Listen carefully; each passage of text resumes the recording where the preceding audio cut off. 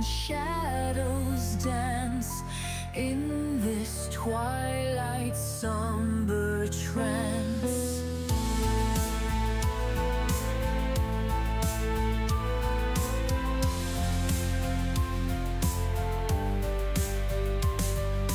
Candles flicker, weary wicks, ancient echoes, time's cruel tricks, marble figures, frozen pose, amidst the silence sorrow grows. Whispering shadows, secrets keep in the depths where night meets sleep. Underneath the velvet gloom, guardians of the haunted room.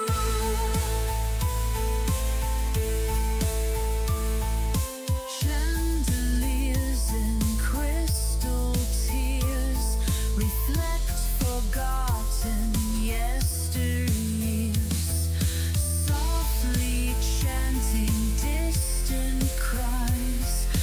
Through the arches sorrow sighs. Gargoyles watch with stony gaze, guardians of endless maze. Pipe organ's breath begins to rise, filling air with mournful ties.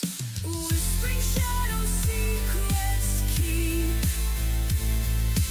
in the depths where night meets sleep. Underneath the velvet gloom, guardians of the haunted room.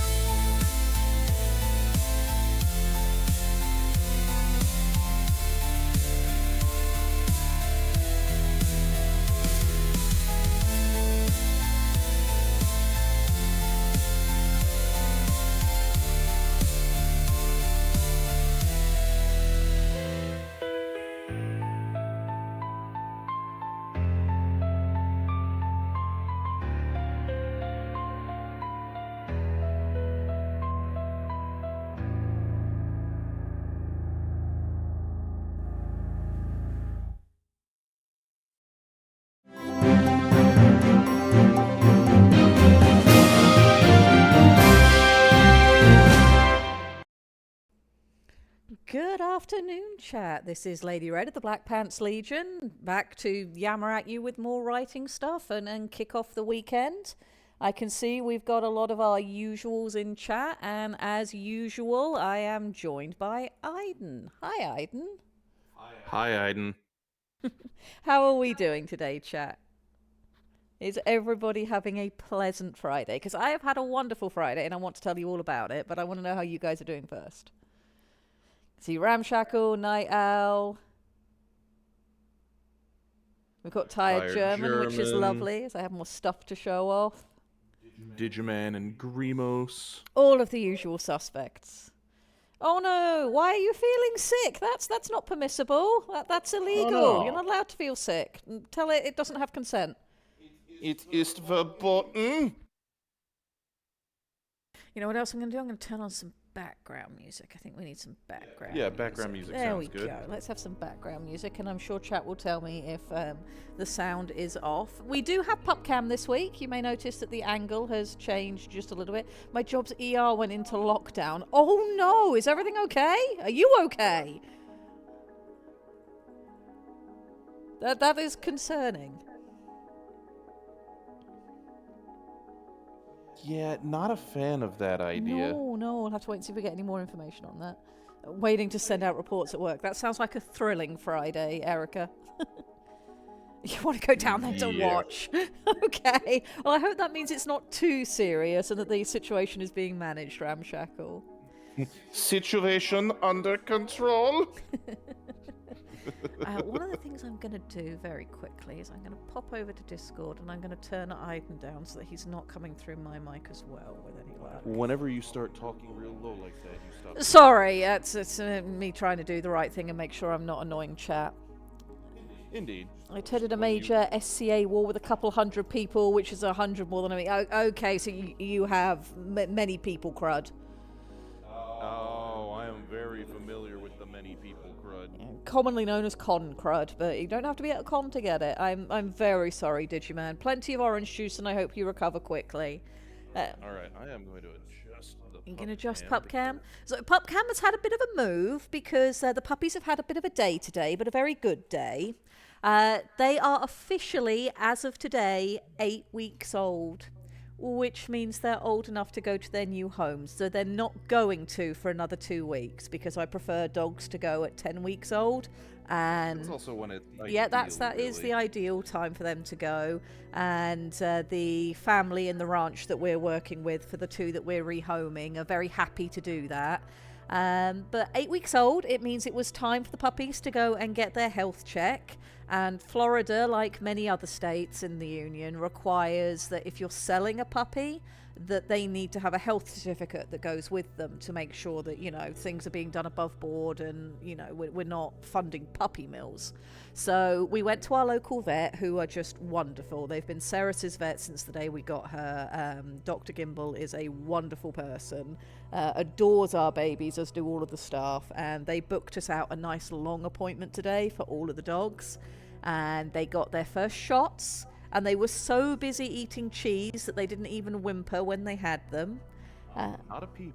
Not a single peep out of them. We know that they are parasite free, so they've gotten their full 100% health clear, which means they are safe to go to their new homes when ready.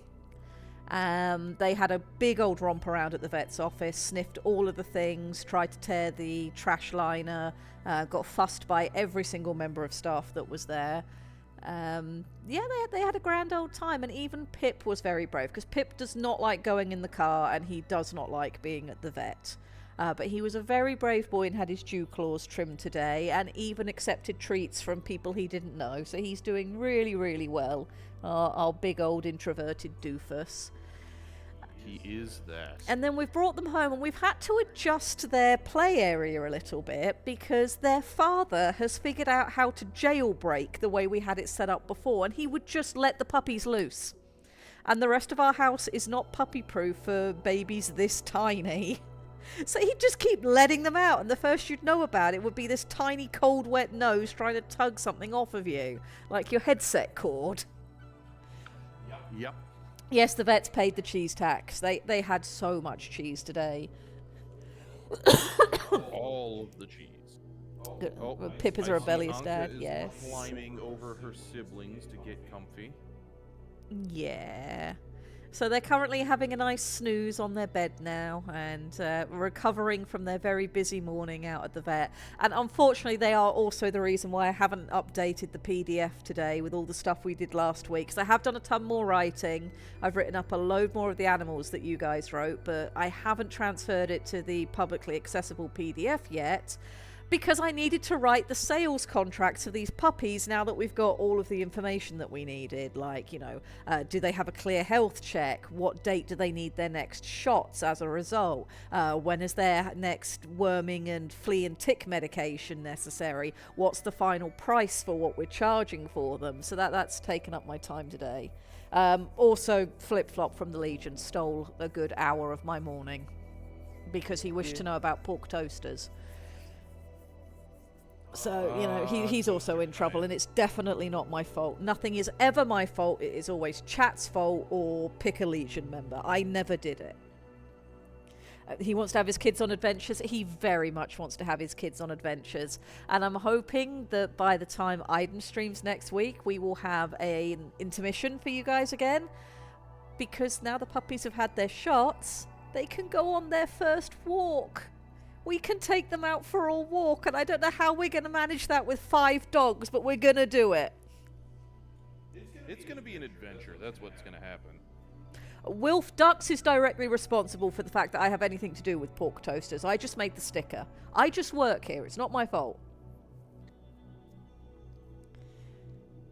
Yep, it's all Mad Duck's fault, quite right, and everything is Chat's fault. It's never my fault. I am not responsible for the underwater supercavitating dragon. That was you guys. I am not responsible for the pork toaster. That was Ducks. Anything that goes wrong, never my fault.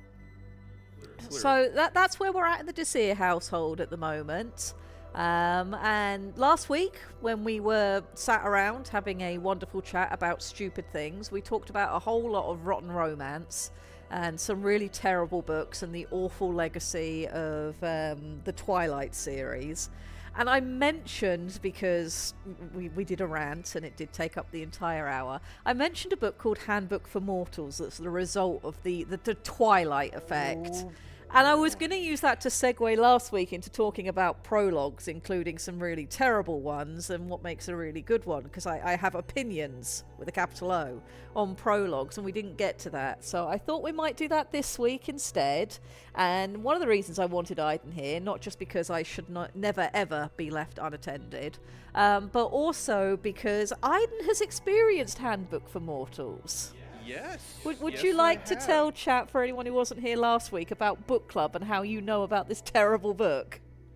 Alright, so this honestly started before Red was in the Legion. I'm pretty sure it was before I was in the Legion as well, where it originated with, hey guys, check this shit out, as many things often do, where she was pointing out a particular book by a particular man who is a very interesting character. Eric that has also reads like a realised what we're talking about. fever dream. Archon Erica is also part of my book club, so this is going to personally hurt him as well. Sorry, carry on, Aiden. As it bloody well should. But, yeah, after reading about a vexatious litigant and why he sued Taylor Swift for not going on a date, totally not a date, guys, honest, I swear, and everything degenerating from there, it became a weekly affair where she would pop into Discord and read the written word to us unwashed savages. And it originally was reading horrible things, and then we got tired of that and went to reading good things for a while. There was a lot of Sir Terry Pratchett's works. There was the trilogy of books based around the glass books of the Dream Eaters, which was fascinatingly good. What was really interesting about the Glass books when we read that is the author behind that series, his expertise is in writing for theatre. And it was really interesting in seeing how that life experience and different artistic medium affected the way that he chose to write a series of novels. We had a really interesting time with those books. Also, need to turn me up. I was just about to say, Bully Snake, I have turned Aiden up a bit. Let me know if that's enough. If it's not, I will turn him up some more. So, eventually we wound up getting back to the bad books, and Lady Red, being a long-standing vampire aficionado, GM for Vampire the Masquerade, purveyor of animes and stories, lover of Dracula, the book, and movies, you know, we were like, alright, Twilight.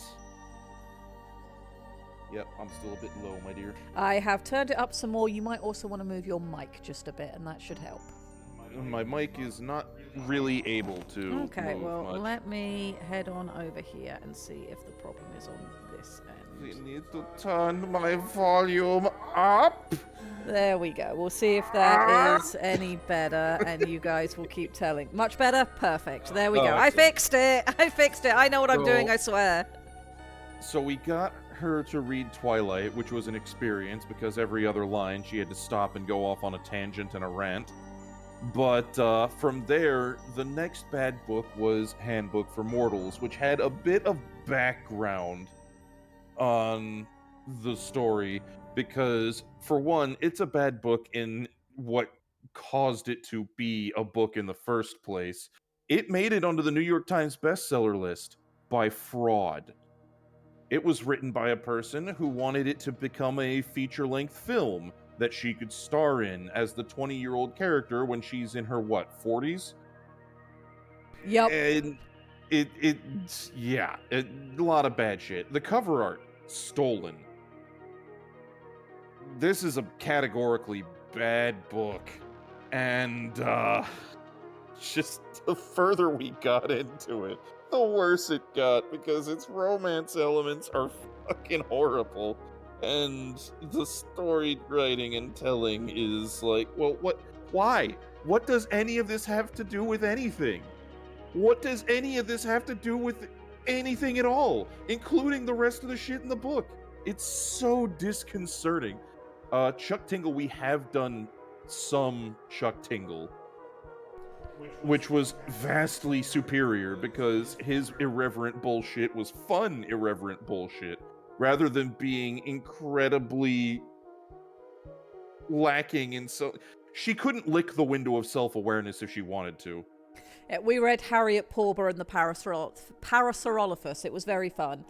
Is stolen cover art better or worse than AI generated? Stolen cover art is worse because there's a degree of separation with AI, and this is not me saying that AI is okay. The fact that the black boxes AI run on took a lot of extant work without permission or paying anybody, etc., etc., etc. I have issues with that.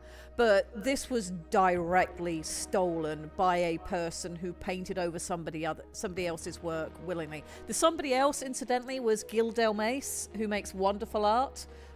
We will give deference to where that art actually came from. It was an artist called Gil Delmace.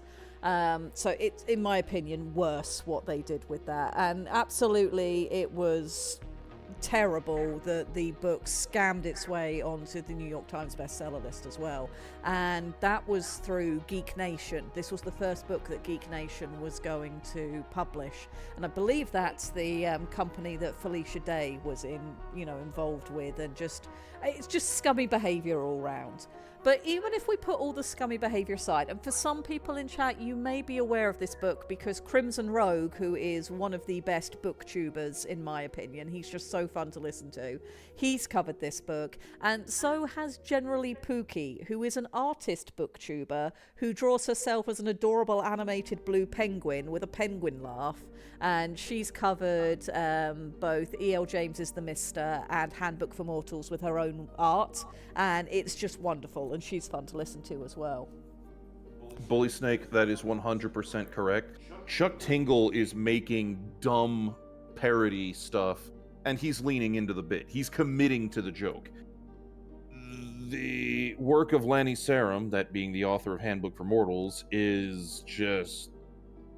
Again, it's already been stated, Samurai is requesting it to be quoted, she couldn't lick the window of self-awareness if she tried. Like, this woman thinks that she is God's gift to literature, and is not. I think it's more complicated than that. The thing that we discovered as we read through Handbook for Mortals is, and I'm going to read some snippets from it for you guys, and we're going to talk about prologues, because, that's ostensibly what we're ranting about to start this week. Lanny Sarum's problem is she comes across to me as the stereotype of a California Valley girl. Very vapid, very shallow. Her entire personality is based off of how other people view her, and she skinwalks people she thinks is cool, or the concept of cool itself, while not ever actually having any genuine connection with anything in her life that gives her any depth or meaning. And as a result, what she puts in front of people is very shallow, very vapid, very uninformed, very fluid, and will change from one paragraph to the next. And that's why she can't lick the window of self-awareness, is because the person she was 5 minutes ago is different to the person she is now based on the external feedback that she's getting. Her sense of self is not strong, and so what she projected in Handbook for Mortals was this idealized version of herself that doesn't make any sense, because she herself is not based in a stable reality. She's very ephemeral, very much feeds off of other people, and not in a positive way. She's the sort of person that would just be so draining to be around. Just the worst. And why don't you because the easiest way to illustrate this will be to read the foreword again. I was going to say we could jump in. So yeah, I did read the foreword as a teaser last week, and this will give you an idea of the kind of person that Lanny Sarum is. So I'm going to read you the dedication for her book that scammed its way into the New York Times bestseller list, was trying to scam its way into being a movie, and outright stole art. This is the dedication. This is dedicated to the granddaughters of the witches you could not burn, and for all of those who believe in magic.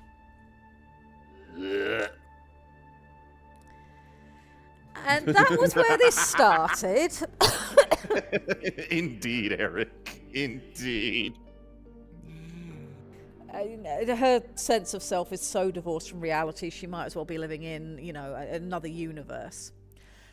She then has a foreword to her book. And forewords, for me, a foreword and a prologue sort of come together, because the point of a foreword with a book is you typically see these with new and upcoming authors. And what they're supposed to be for is not a prologue or a prequel to the story that you're about to read, but a prequel and a prologue to the author whose mindscape that you are going to experience the story through. And typically you want to get a foreword from somebody who's in the industry, in the genre you're writing for, that's an established face that very briefly talks about, this is who this person is, this is the kind of writing they do, and this is why I think you should enjoy it. Lani Sarum has a foreword, and I'm going to count how many pages long it is. And that would require me not to have PupCam up giant. There we go. It is 1, 2. It's 2.5 pages long. That's long for a foreword. And it's ostensibly written by somebody called Skye Turner, who, if you didn't know any better and read this foreword, you would think is just Lani Sarum in a funny hat and, moustache and glasses, trying to pretend to be somebody else. But no, Skye Turner is actually another real person. She has a Goodreads page. She writes horrible, cheap, tawdry romance stories that very few people seem to enjoy. And she wrote this foreword that goes on and on about how different she is from Lani, and that what it took for her to be friends with Lani Sarum was learning how to pronounce her name properly, because she wasn't sure if it was Laney or Lani. And once she knew how to pronounce her name, she also learned that she's a bit of a gypsy soul. This is the nature of the foreword that we're starting for, before you even get to the prologue. So you've had that horrible dedication. You've now got some cheap, tawdry romance author trying to tell you about pronouncing people's names as an introduction to this new author on the block.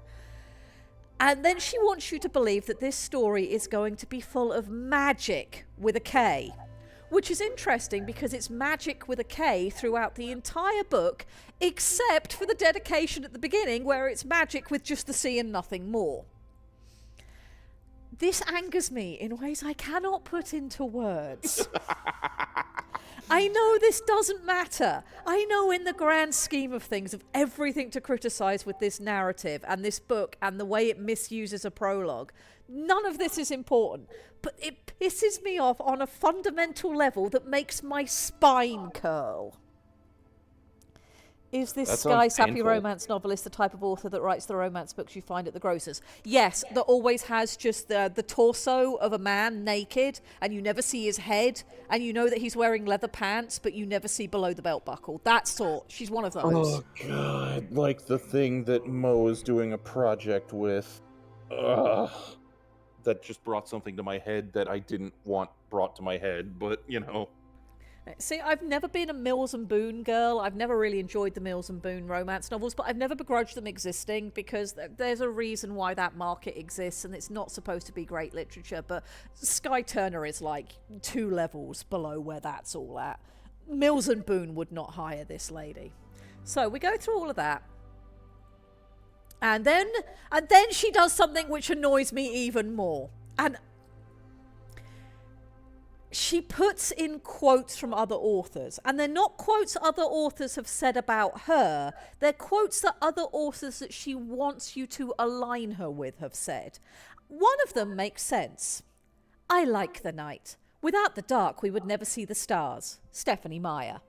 That makes sense. This book only exists because Twilight exists. It's supposed to have the same stupid love triangle and supernatural elements, etc., etc., etc., as Twilight. Fine. I can understand why she chose that. However, I'm going to read you what the other ones she chose are and just see if anybody else rages as much as I do for the fact that she dared to just take these quotes and put them in her book without any kind of permission or etc. to try and make you think she's on the same level as some of these authors. So, some people are magic. while others are just the illusion of it. Bo Taplin. Some journeys take us far from home. Some adventures lead us to our destiny. C.S. Lewis. It's still magic even if you know how it's done. Terry Pratchett. There was some screaming in our household when I read that, because Sir Terry Pratchett is my hero in terms of literature. I do not wish to write like him because I cannot carry his wit and charm and scathingly accurate understanding of the world into text. I do not have that mental capacity and skill set, and that's fine. It's like with my drawn art. I have two piles with my drawn art of art that I like. I have art that I adore but do not want to emulate, and art I adore and wish to learn from. And both groups of art I love equally. It's just being realistic about what your skill set is, what things belong together, and what you can bring to an audience through the creative craft that you choose to indulge in. And Terry Pratchett is very much in the art I love but don't want to emulate, because I couldn't do it and it wouldn't come across as well, and I adore his writing, would never want to impugn on it. So the fact that this hack of a woman dared to place a quote from him in this book, it just sent me. And yet C.S. Lewis should not be quoted here either. Stephanie Meyer's the only one that fits. So we get all of that. We're 10 pages into this book. And then we finally move into what Lanny Serem has the audacity to call Chapter 0. And it's here I'm going to break into what we're actually supposed to be talking about in this hour, which is prologues. Do you guys know what a prologue is and what its purpose is? Sir Terry was a once-in-a-generation talent. No one comes close. I agree. Sir Terry was a very unique man that I had the pleasure of meeting several times, and I have nothing but the greatest admiration for him and his works and the effect that he had on, or continues to have on, anybody who reads his works. Very, very much love for him. So I'm not seeing any feedback in chat, so I'm going to go through what a prologue is on the assumption that I won't be boring you all to tears, and I'm sorry if I do. So prologue is to establish either the MC or interest for the story. Sort of. Technically, even if you just start with chapter 1, you should still be trying to do those things, because hooking a reader is really important in terms of, getting them to carry on with your book. A prologue has sort of a particular job it's there to do, which is to be an introductory setting or section that tackles one of sort of really 4 things that should go into a prologue. So there's going to be 4 types that you get. A prologue might be, for example, a flashback, where you're looking at a different time period, an event that happened in the past prior to the main story that is important to what the story is going to be. Usually it will be something that the protagonist experienced, or that its influence or repercussions affect the entire rest of the story. This can help flesh out your characters so you can understand why the character is starting in the place they start in chapter 1, or why the world is in the place that it's in. But you can have a flashback, and if I get self-indulgent and we have time, I might read you guys the prologue for my trilogy that I'm working on, which is a flashback, and it's a flashback to set up something that's important to what will happen in the story, though that won't become clear until much, much, much later. So I have a flashback prologue. You can obviously therefore also have a flash forward prologue.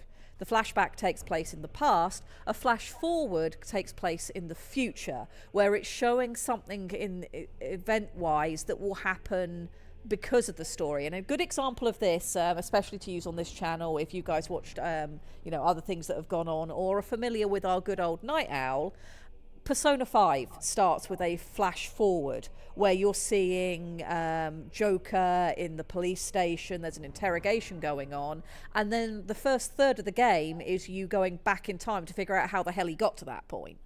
So that's your flash forward type. And that's really good for sort of hooking your engagement of, well, we know that's going to happen. Well, how the hell do we get there? And that keeps you wanting to read the book to find out how you go from, point C, well, where's point A and how do we get to point C? You can also use a prologue to indulge in some exposition, and for me that's really the worst kind of prologue. The exposition kind of prologue is what made prologues unpopular for a very, very long time, because nobody wants to just have a bunch of information dumped on them. It works really well in historical fiction, and it can work well in fantasy and sci-fi if it's handled really well. A good example of an expositive prologue is Lord of the Rings. And the reason it exists in Lord of the Rings is so that for people who never read The Hobbit, they can get up to speed. And it's also in that sort of more, antiquated is the wrong word, but that sort of older style of writing, and an older style of what media was available at the time and how people's attention spans and engagement was managed. And that's not to say that, you know, modern culture is vapid and millennials and zoomers can't focus on anything for more than 5 minutes. That's not what I mean. It's just culture has changed, and it's worth noticing that. You know, I was gonna bring up a book, but then I realized that it's not a prologue, it's actually chapter 1. Which book's that? War of the Worlds. As far as exposition goes, when you open up with no one would have believed in the last years of the 19th century that this world was being watched keenly and closely by intelligences greater than man's and yet as mortal as his own. And like that entire paragraph would make an excellent expository prologue to everything that follows. But then I looked it up and I hold my own argument because it's a chapter 1. Yeah, but it does the job of a prologue by being a snippet before you actually start on it. It's just formatted differently. But you're right, that's absolutely true. Edgar says, but wasn't Hobbit written after The Lord of the Rings? I don't know, but even if it was, that doesn't sort of diminish the point, because if The Hobbit was written afterwards, then at the beginning of Lord of the Rings, you still don't have that background knowledge that you need. So it turns up as an expository prologue before Tolkien launched into his story proper. Oh, The Hobbit came almost 2 decades before Fellowship of the Ring. Oh, there we go then. So either way. Started bold with a flash forward prologue. Yeah, that's not a bad thing to do. And if it's done right, if what you have to say has some meaning and can engage the reader of its own accord, then an expositive prologue can be good. But they're so easy to get wrong, and it was the abuse of this that made the big publishing houses go, oh, it's got a prologue, we're not interested. And that forced people to start just calling prologues, you know, for stories that needed a prologue, they just called their prologues chapter 1. The big example of that I bring up every time is Harry Potter. J.K. Rowling wanted to get picked up by a publishing house during a period where prologues were not the done thing. And so she called her prologue chapter 1, but it's a prologue. It's not told from Harry's point of view. It's told from the point of view of Dumbledore and McGonagall. It covers a different time period to what's going to go on in the entire rest of the book. It's Harry as a baby, and it's setting up some expository information, etc. So it's sort of a flashback, an exposition, and the fourth type, which is alternative perspective. So the fourth type of prologue is a prologue that's told from the perspective of somebody other than the protagonist. It might be before, during, or after the main events of the story. Typically, you'll see this in sort of crime and horror fiction. That's the most common place you'll see the alternative perspective. And it works really well there because, again, you've got that engagement of, okay, well, I've just seen the inside of this person's head. Maybe it's the killer. Maybe you're going to follow the killer and it's the insight of the detective. And that can really build up some intense interest in, again, where's this story going to go? How are we going to get from point A to point C, or point C and we started at point A, and, you know, the confusion that's there. Prologues are really good for establishing curiosity, and one of the things that they're absolutely best for is something in writing called dramatic irony, where you want the reader or your audience to know something that the characters don't, because that builds up tension.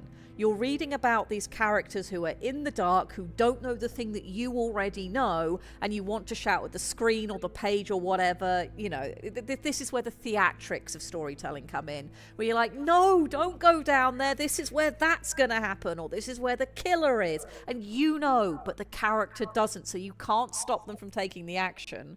Which of course you can't. You're watching a movie or you're reading a book. It's all already set. But that's where it gets you hooked in personally. And that also aids with your suspension of disbelief. So a prologue is a really powerful piece of writing when it's used correctly. And it really annoys me when people don't use them correctly, because we've seen the results of that, which was for the longest time the publishing industry would not entertain prologues. And that's taking an entire tool out of a writer's kit. To then move over to Handbook for Mortals, which starts with Chapter 0, The Fool, I was really annoyed because I was like...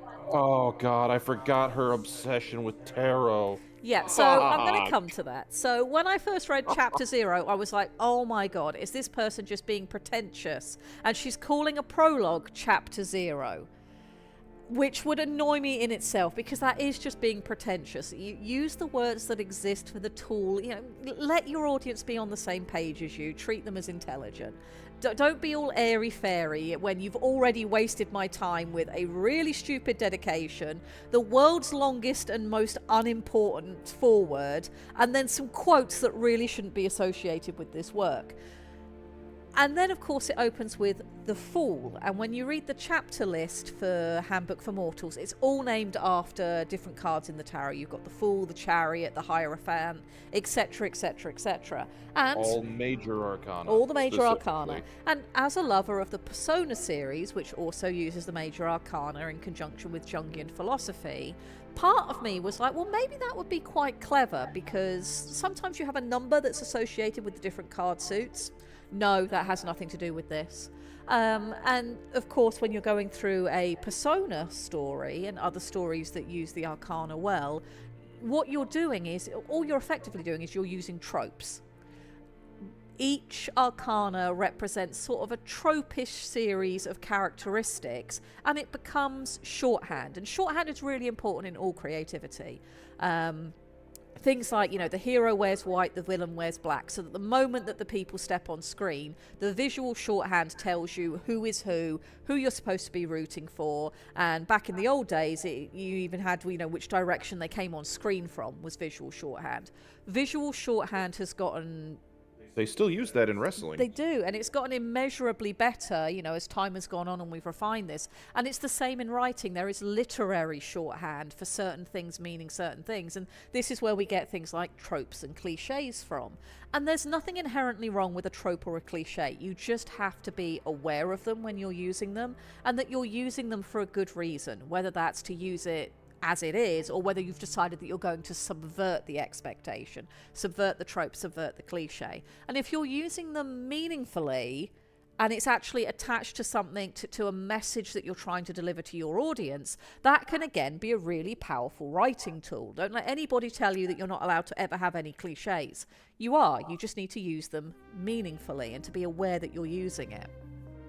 So part of me was like, well, maybe this will make sense, and it will be the different arcana in each chapter will relate to that arcana, it'll have something to say, and this will be some kind of shorthand, and as a result, that's why she didn't want to use the word prologue. No, the arcana are very arbitrarily chosen, and they're very surface level chosen. For example, there's a chapter where, you know, spoilers for Handbook for Mortals, you're supposed to think that the main character has died. Although you're not really, because the entire... I'll get into that in a minute.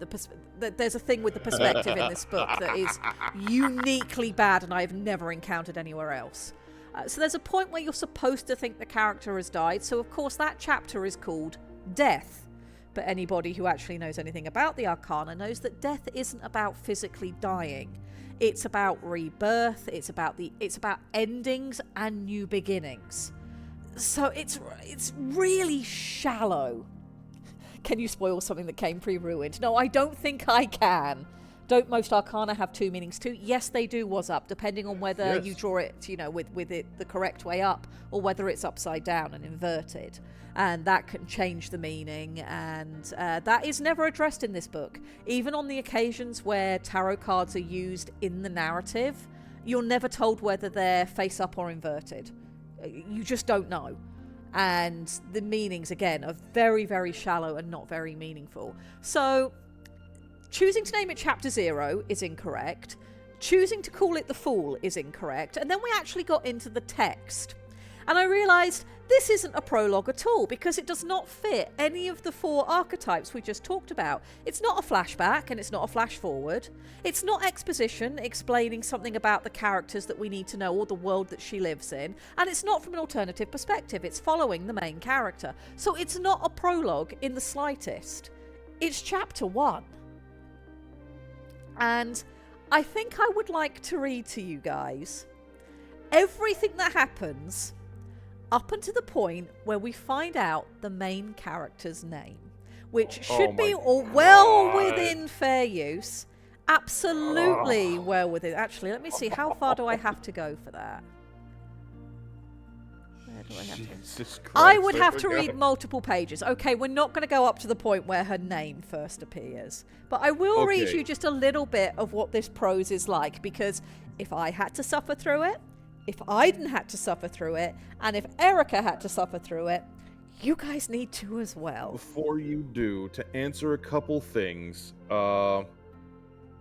let's see. Mo, is the perspective worse than the forced camera views of RE1? Look, the forced perspective of RE1 actually does a really good job of adding tension and oh fuck factor to the game. And is also based in the hardware limitations. There are no hardware limitations in narrative. Indeed. Like, they actually do a useful thing. You might not like it, but they do a useful thing. The perspective in this book is just bad. Always.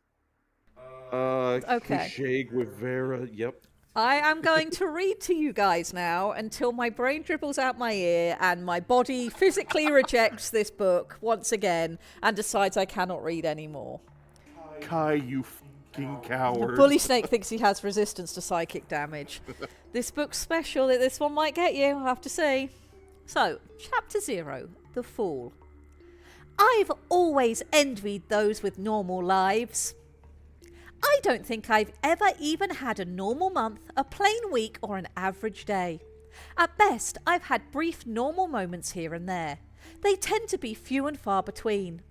I'm sure most people would envy me, but some days I think I'd trade places in a heartbeat. To me, those moments of feeling normal or getting to do average things have always felt like a cool, sparse breeze on the hottest summer day, or the first breath you take after holding it underwater for as long as you can. Isn't it true we always want what we can't have? The grass is always greener, so to speak. Of course, if you really checked out the other side, you'd probably find out that the grass is astroturf, fake and brittle and lifeless. It sure is pretty from your side of the fence, though. I won't cover everything that has been crazy or unusual in my life. If I did, this would end up being a much larger book and would take entirely too long to read. Instead, I'll start on the day I left home. And I'm going to stop there, which isn't even half a page. Are you alright, chat? Are you alright? I'm not. Are you alright? This is penance for something I did in a past life. Yeah, she's breaking the fourth wall. She does it often and badly. Blackfire, yeah, no, pretty bad. It is. Corbin, also a coward. We need to get her to do bad I will literature readings. absolutely do bad literature readings at the next meetup. No problem at all. I might be charade indie smut. Bring it on. Oh no! Boy, the stories you can probably tell. So one of the things here is somebody mentioned about breaking the fourth wall, but the perspective of this book is uniquely horrific. I have never known a book like it. So I'm going to be spoiling a load of things, but this book, it doesn't matter. I don't care about spoiling it. If you care, you'll leave. That was revolting. I don't know words could be that revolting. Well, it gets worse. So the thing with this book is it gets so much worse. this book is being told from the perspective of the main character, Zaid, who has the most stupid name in the world. She calls herself Zaid, which is short for Scheherazade Esther Holder. Do not ask me how you get from Scheherazade to Zaid. Also, let's not mention the fact that somebody decided to call a white girl from Tennessee Scheherazade after the main character of Arabian Nights, and we just won't touch on that, okay? So, Zaid is telling this story after all of these events have happened. She is narrating this story into a book to us, which includes the stuff from perspectives that weren't hers, that she wasn't there for. Because there are periods in this book where we break into italics vision, usually to follow the main male lead, Mac, but also sometimes other characters as well. And the reason why those are there is because Zaid is a witch, and after the events of this book happens, she goes back and mind reads other people for the points in the story that she wasn't there for, to dictate to us in this narrative that she's telling after the fact. But you don't find out that that's what's happening until the last third of the book. So periodically you just break into italics vision, and the tense makes no sense, the breaking the fourth wall makes no sense, and you don't get the explanation for it until way later. And even when you do, it doesn't make this a good way of telling a story. It's stupid. So we are in first person, fourth person view the whole way through this story.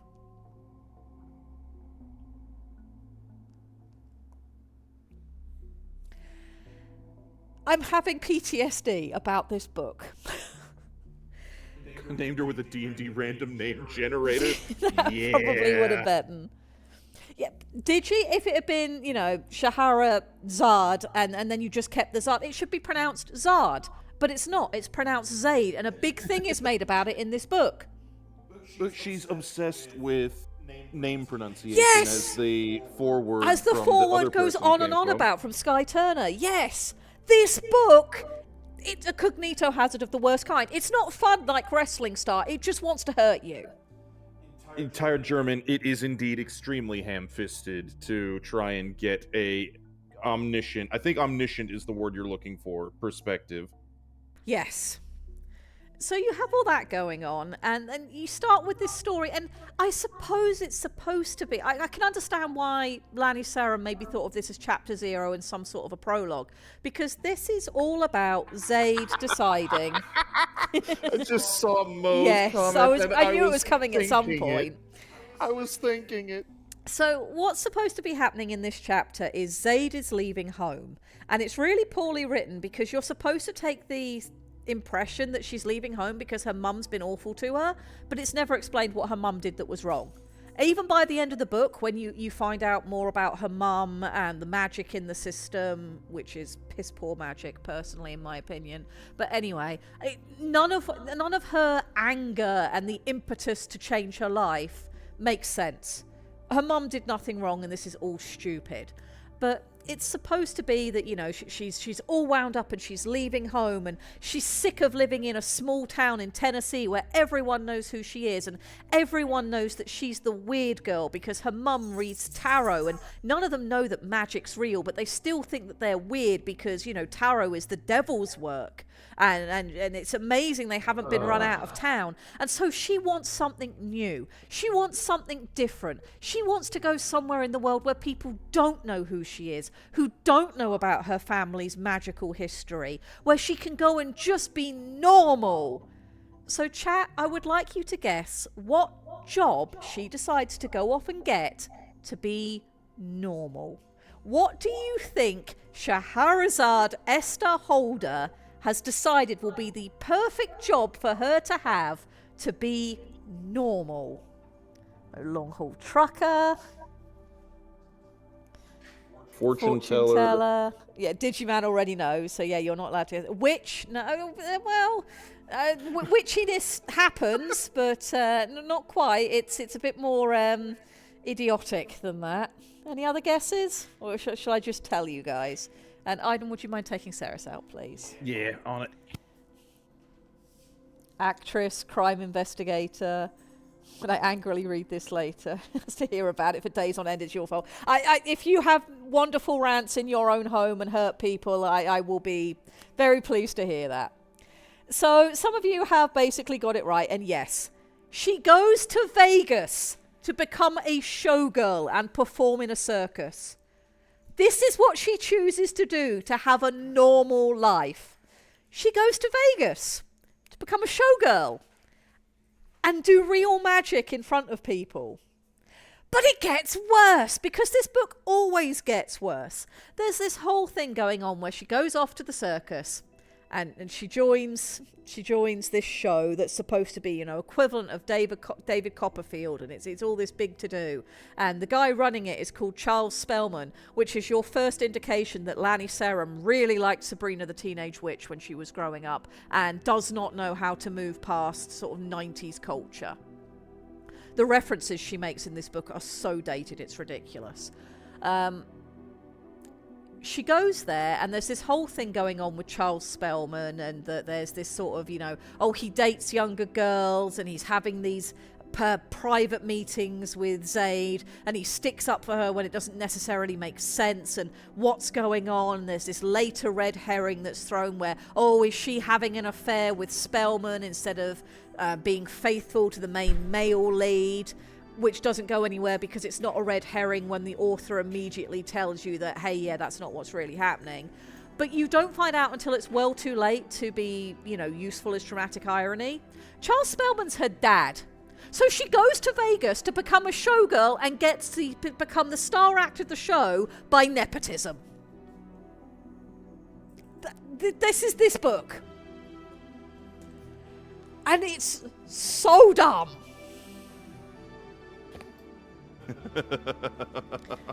And again, it just gets worse from there. I'm not going to go into everything that happens in this book because we'd be here forever. This book is awful. And the prose is just terrible. We don't find out for like 4 pages that the main character is called Zaid, and it's her mum who drops the name. The love triangle in it, which is supposed to be borrowing from Twilight with the whole sort of Jacob and Edward thing. You've got Mac and Jackson, except from square one that Jackson isn't really a rival for the love interest, because half the time he doesn't bother turning up, because that would mean that the author has to put in effort to actually have interactions happen. And the other half of the time, everything just goes too perfectly. And that's not how romance novels work, because culture is a multiple hundreds of years process, and we know how narratives work. There are only 7 story types in the entire world. What makes every story unique is how you tell it and the importance of the message that you're telling while using that framework. And we know how these stories go, and the girl is not going to end up with the person where there's no conflict, because there's no engagement with the story, with the characters, with the human element. It doesn't mean anything. This book is terrible. So to interrupt briefly, to just kind of comment, Tired German, yep. So the wish fulfillment fantasy, the whole book was written because she wanted to be a star on a blockbuster feature film. She wrote it to try and get movie rights to do exactly that. The book exists as wish fulfillment fantasy in a meta sense as well as in the writing. She wanted to play Zaid. She has Zaid's hair. The thing is, Zaid's 25. Lanny Serum at the time this came out was in her 40s. So, Kai, no, that's not how the book club works, because the audience has a say. Let's see. Nepotism is how you get jobs. You're not wrong. I am morbidly curious, Mr. Werlin, what this sounds way too close to. That sounds alarming. Stormsong, you walked in on a bad book. Yes, me having PTSD from something terrible that I read. Now, yeah, we started talking about prologues, and it just turned into hate. Yes. The book is a handbook for mortals, Stormsong. Never read it. It's absolutely terrible. And there is some benefit to reading bad books. We've read some bad books that were bad, but they had some really interesting creative elements in them that were really worth talking about. And probably the best one for that to talk about is Model Land by Tyra Banks, who is a crazy, insane person who wrote a crazy, insane book that I also don't recommend as, a good book you should read. But it's the kind of bad book I think everyone should read because it's uniquely creative. It's got elements in it that if they turned up in another book and with the proper focus would be really interesting.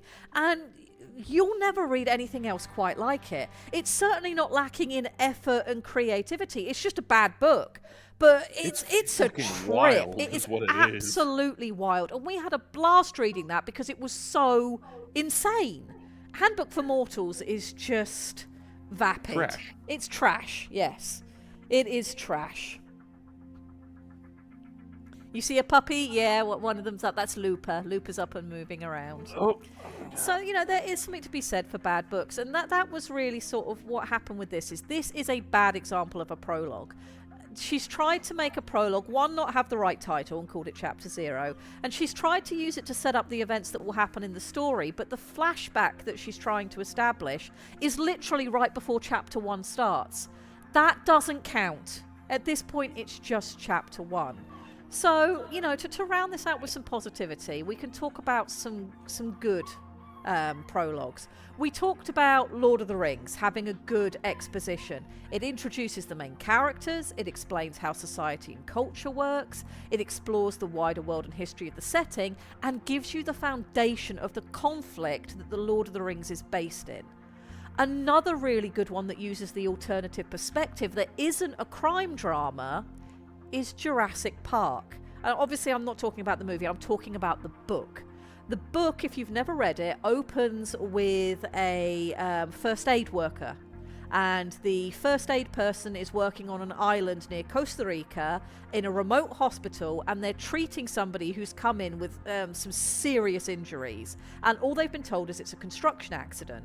But as the first aid worker is, you know, looking over them and figuring out what's going on, they're like, these are animal wounds, but they don't make sense. And as the man succumbs to his injuries and dies, he utters the phrase Velociraptor, which, you know, this is a time where Velociraptor was not a word that was commonly in, you know, cultural language. People obviously knew and loved dinosaurs, but the Velociraptor didn't have the star power that it has today because Jurassic Park hadn't come out yet. So the first aid worker looks up the word raptor and finds that it means birds of prey. And of course, for people who were dinosaur aficionados, you know that it was part of the word velociraptor. That gives you your dramatic irony. It sets up the intrigue. It sets up that there's something clandestine going on, especially when the photograph of the wounds disappear and the camera is stolen. You've got an interest in what's going on from somebody else's perspective before you then leap into the main narrative. It's really, really well done. So there's another good one for you that kind of establishes, you know, what you're going to be doing. You have flashbacks in novels going back, you know, centuries. There's Affinity from the 1870s, which follows a story of an upper-class woman visiting a woman's prison following a personal tragedy. There's a spirit medium imprisoned there, and the prologue is all told in the form of a letter written on the night of a death, and it all sort of leads into what's going on in the present. You get this flashback to sort of give you the basis for why we are where we're at now. So there's so many ways you can do a prologue well. What time are we at? I could be self-indulgent and read you guys a prologue from my work, or we could just be sensible and say that, you know, we like prologues when they're done well. We don't like them when they're done poorly, and move on to Shoal. What do you guys want to do? Did the Historian have a prologue? The Historian kind of did. It didn't have a proper prologue. What it has is it does similar to what War of the Worlds did. War of the Worlds had like this little snippet before you launch into the story that gives you the mood and the tone. The Historian quotes from Dracula. For anybody who doesn't know, The Historian is a book written by Elizabeth Kostova, and it's a sequel, in inverted commas, to the novel Dracula by Bram Stoker. And personally, I personally view in my own headcanon, there's a historical fiction called Vlad that I consider the prequel. Then you have Dracula, and then you have The Historian is the sequel. That is my headcanon for the Dracula character and story. What else are we getting? Miscellaneous Chronicles of Ambers. The entire first half of the book is told by a man with total amnesia. That's fun. Self-indulgence. We're at the 1 hour mark. I'd say Shoal, please. Okay, so we've got one vote either way. Do I put it to a poll, or do we have any more comments that want to come in? I'll throw a poll up. Throw a poll up? Okay. If I can, you know, actually Would you consider type. the first chapter of Snow Crash a prologue, given it's such a different style of the rest of the book? I haven't read the book to be able to comment, but if it does something that's radically different from the rest of the book, to give, especially if it gives you, the reader, an insight that the characters that you're going to follow doesn't, then yeah, it's a prologue.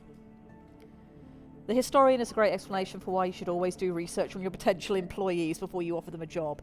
Yes, it very much is. Corbin, it's pretty much safe now. I've stopped reading from the terrible book. All right, poll is going to be up for 2 minutes. 2 and minutes. now I'm going to go see why Saris is yelling. Oh, she wants in with the Saris babies. wishes to go and see her babies, because I think Lupa is up and wandering, and the other two are thinking about it.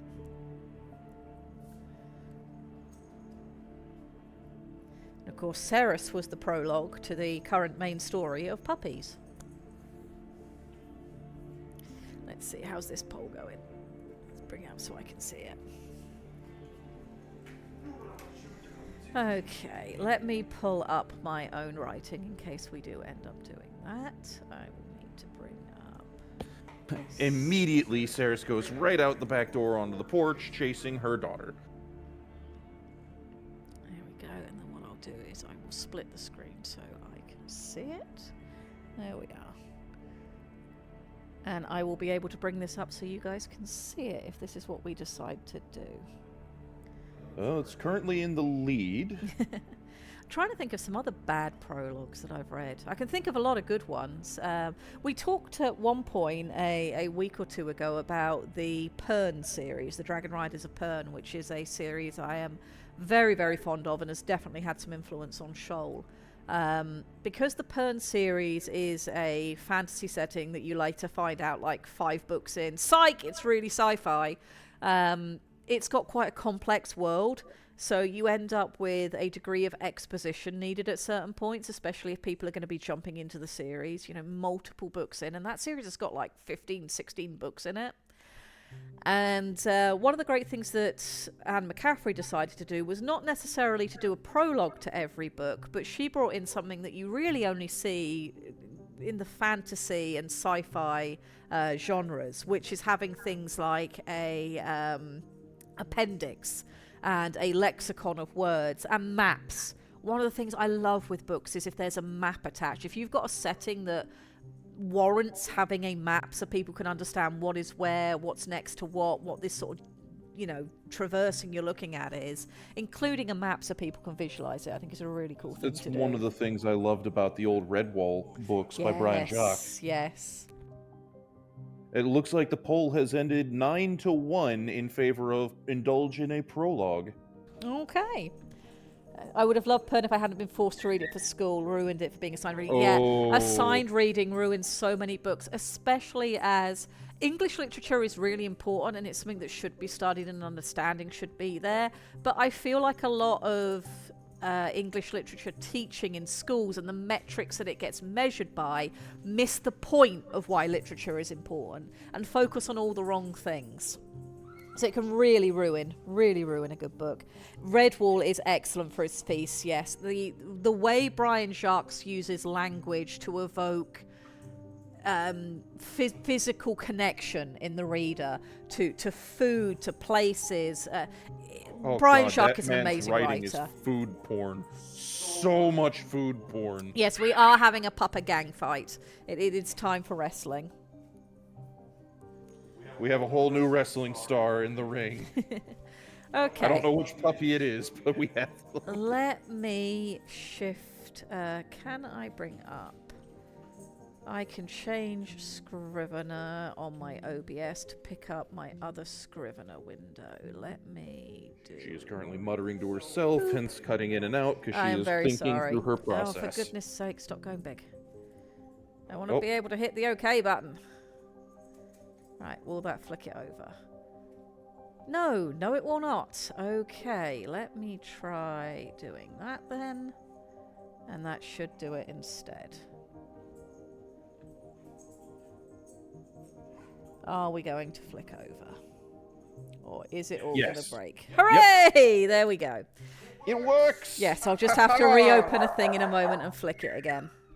So my trilogy is the Meaning of Power trilogy. It's going to have 3 books in it: Anka, Saras, and Akal. Each one is named after a main character, and then the overarching impetus that causes the stories to happen is the name of the 3rd one. And our puppy Anka is named after the Anka that this book is named for. So there's some background. So just going to read to you what's on the screen, and then I'll go into why I wrote it later. So 1427. For a month, the slumbering dragon had been uneasy, grumbling in his sleep. Then, one morning, after days of stirring the ground, he woke up.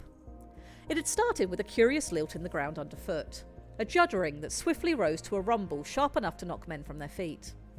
Rolled offering leaves full of fruits and meats tumbled off of the stone pedestals within an immediate 6-mile radius. In the near distance, the dragon roared, full and throaty. The ground opened as if cut in half, dragonfire spurting up in small puffs before the world split and slid away to let the god free. Rock and ash shot into the air, mushrooming into the sky and slowly turning day into night. For the tribesmen gathered in the clearing by the great river, praying desperately over the hastily gathered sacrifices, all was in vain. As the beast god roared, long and low and loud, the sound was felt as much as heard. A sound louder than any noise the peoples of the jungle had ever heard before. Ears popped as the wave of noise rushed over them, and many never stood up again.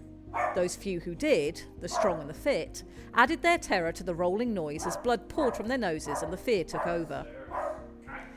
Ceres does not approve of my writing. They ran as the roar, hot and boiling, smashed trees to the ground around them, invisible claws pressing the trunks into the soft earth and into the flesh of once screaming men, silenced in an instant. Like corn before a gale, the forest lay down in supplication to the great dragon, and the northern tribe was no more. Ash fire tore down through the forest, stripping leaves and boiling sap. Miles away, between the great river and the small river, another tribe ran as the dragon's cloud obscured the trees. Yet the roar was ongoing, still coming, trembling hearts and minds even as shockwave tumbled peoples from their feet. The dragon's voice squeezed their chests, held their hearts in his talons, filled them with fear, so that they ran as the rabbit and the gazelle, in terror and without thought. Then the cloud too began to fall. The dragon's breath tore forwards, across crushed ground, rolling and turning over fallen trees, caressing and burying broken bodies and creatures, snarling and surging forwards faster than any man could have imagined possible. The ash continued to fall. The first smuts had rained down like a dirty snow, smearing the dark faces of terrified men and women scrambling down the southern cliffs towards the small river. For a few moments, the dry rain formed gaunt beauty in the skies and dark seasoning to the hair of the fleeing. Then the sun went out. Normally, this river, like all others in the jungle, was dangerous and home to animals made of teeth and speed and cunning. Yet still, instinct drove men towards it, away from the heat of the dragon's roar behind them in spite of the danger. In the mighty grips of the dragon, the river had become so much worse. No beasts greeted the men as they splashed into the murky water dirtied with ash. The beasts had already long since fled. A few leading figures made it across and scrambled up the far bank, running blindly into the territory beyond the Great Wet. Behind them, for a moment... Love, can you just take her out? Behind them, for a moment, the other men and women swam and struck out for the far shore in cool water. But then the roar came anew, as the river answered the angry god and reversed its flow. Rushing, roiling water smashed around the north river bend, carrying trees as tall as 10 men and bigger in its tumbling waves, smashing over the beleaguered tribe, the scalding water ending life in an instant, and ferrying the dead, with expedience, far, far to the south, encased in mud and ash. The southern tribe was almost wiped out. Those few who made it far enough away left as shocked, broken shadows of themselves. For 2 days, the dragon roared and thrashed. For another 3 years, the heat of his rage sweltered in the rock above the ridge of crushed trees, across the barren ashen plain. And then, as suddenly as his rage had burst forth, the dragon cooled and returned to sleep. In time, the minds of men forgot, though the story, as stories are wont to do, lived on.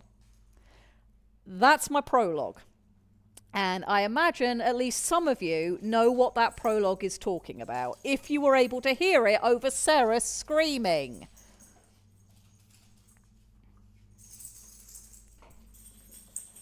Let's see. Catching up on chat while I was wittering on. Yep. Yep. Chat Looks is like catching chat up on picked it up. Yep. My prologue describes a volcano from the perception of a tribe in 1427 experiencing it for the first time. The inspiration for why I chose to write my trilogy is I'm a bit of an amateur volcanologist. I have an absolute love for volcanism and how that works and affects our world. And in particular, everything surrounding the eruption of Mount St. Helens in 1987. Everything that happened with that, how we were studying it at the time, how the eruption itself happened, I find absolutely fascinating, and it gave me the inspiration for the story that I wanted to go on and tell, and that's where this all came from. And I wanted to start with the eruption that affected the human tribes in my setting, that allowed for some of the storytelling and to give the audience an idea that, hey, there's a volcano that's going to be important to this story, because it is the overarching impetus that causes a lot of stuff to happen in my novel. I'm not going to go into the details of what's going on in the novel, but it's sort of the background force of nature that causes a lot of stuff to happen. So I really wanted to sort of do a prologue that would let the readers have an insight into that, and that would break people into the mood of my setting, that it's going to be set in a jungle, that we've got these concepts of sacrifices and offerings, and dragons are a thing that people believe in. The way that people understand the world is still very based in this sort of fantastical understanding of things that we might put down to scientific phenomena, especially as my setting is steam fantasy, so magic is real in this setting. But to also have it based in some realism of how tragedy, whether it's caused by a dragon or caused by a volcano, can have these huge cultural effects, and to sort of bring that into where my narrative would then start. My main narrative then moves directly into following the main character for this book, Anka, much later. She's in 1851 as opposed to the 1400s, and she's currently trying to break into the long lost treasure vaults underneath the city that she lives in. So we've jumped to a completely different character and perspective, much further in the future, doing something completely unrelated to the prologue. So it is a proper prologue. And, you know, hopefully that will give people some reason to want to read my book and find out why it's important and etc. if I ever finish the bloody thing. So there you go. We've talked a lot about prologues. I've had a chance to be self-indulgent, and hopefully some of you guys found some interest in that prologue. I hope it wasn't too boring. Well, yeah, Chekhov's volcano is a very accurate way to describe it, having, you know, been made aware of how this story plays out and had the chance to read what she's got. The volcano lurks through the entire trilogy, but doesn't actually become, you know, Chekhov's volcano that does what it needs to do until the third book. But it's lurking there the whole time, influencing everything. And I like the idea of a lurking volcano. And of course, it's one of the big reveals midway through the first book is the revelation that everything the main character is doing is tied to the volcano. Yes, because she has an insight into things that are going on that nobody else does. And that, of course, her insight ties us back to the prologue that we've read as the audience. There's that little bit of dramatic irony we're building with there. All right, so I'm going to close this out. I'm going to bring Shoal back up because we do need to do some Shoal world building today. That's very important.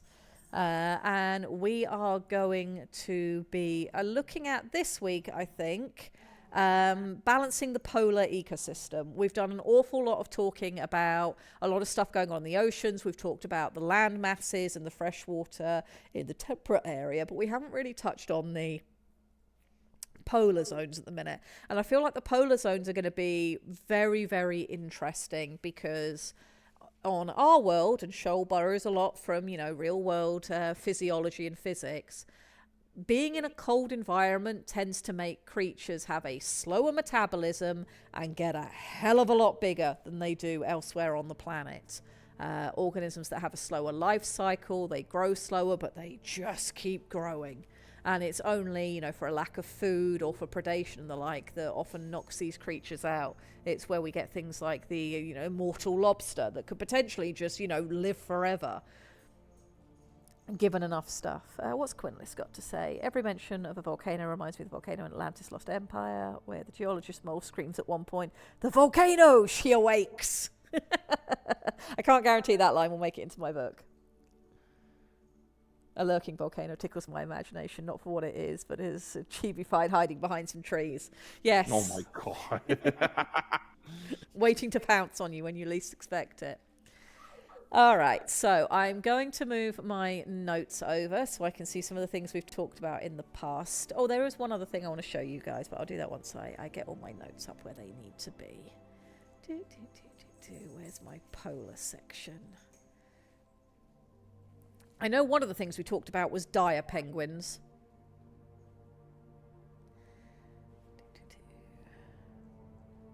Okay, I don't have a specific polar section marked out, so we've got a lot of work to do here, chat. We've got a lot of things that we haven't thought about. We're going to have to generate a lot of stuff.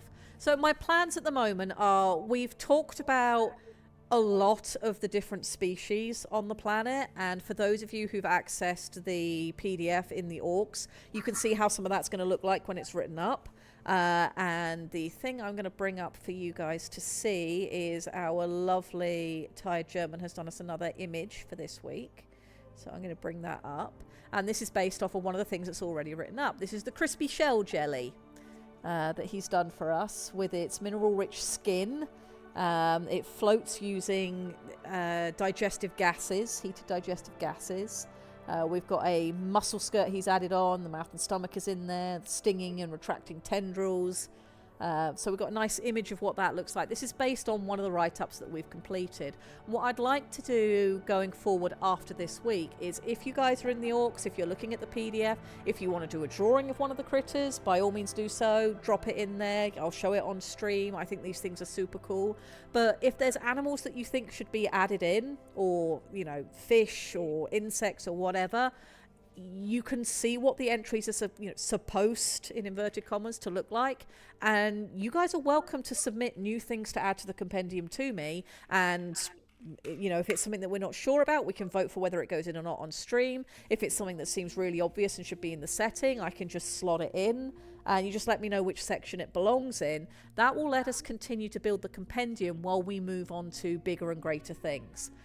Once we've done the polar building this week, I think we'll know enough of the environmental pressures that will have affected our people living on this planet that I think next week we need to really look at how the coral works, and then start looking at what our sentient species are.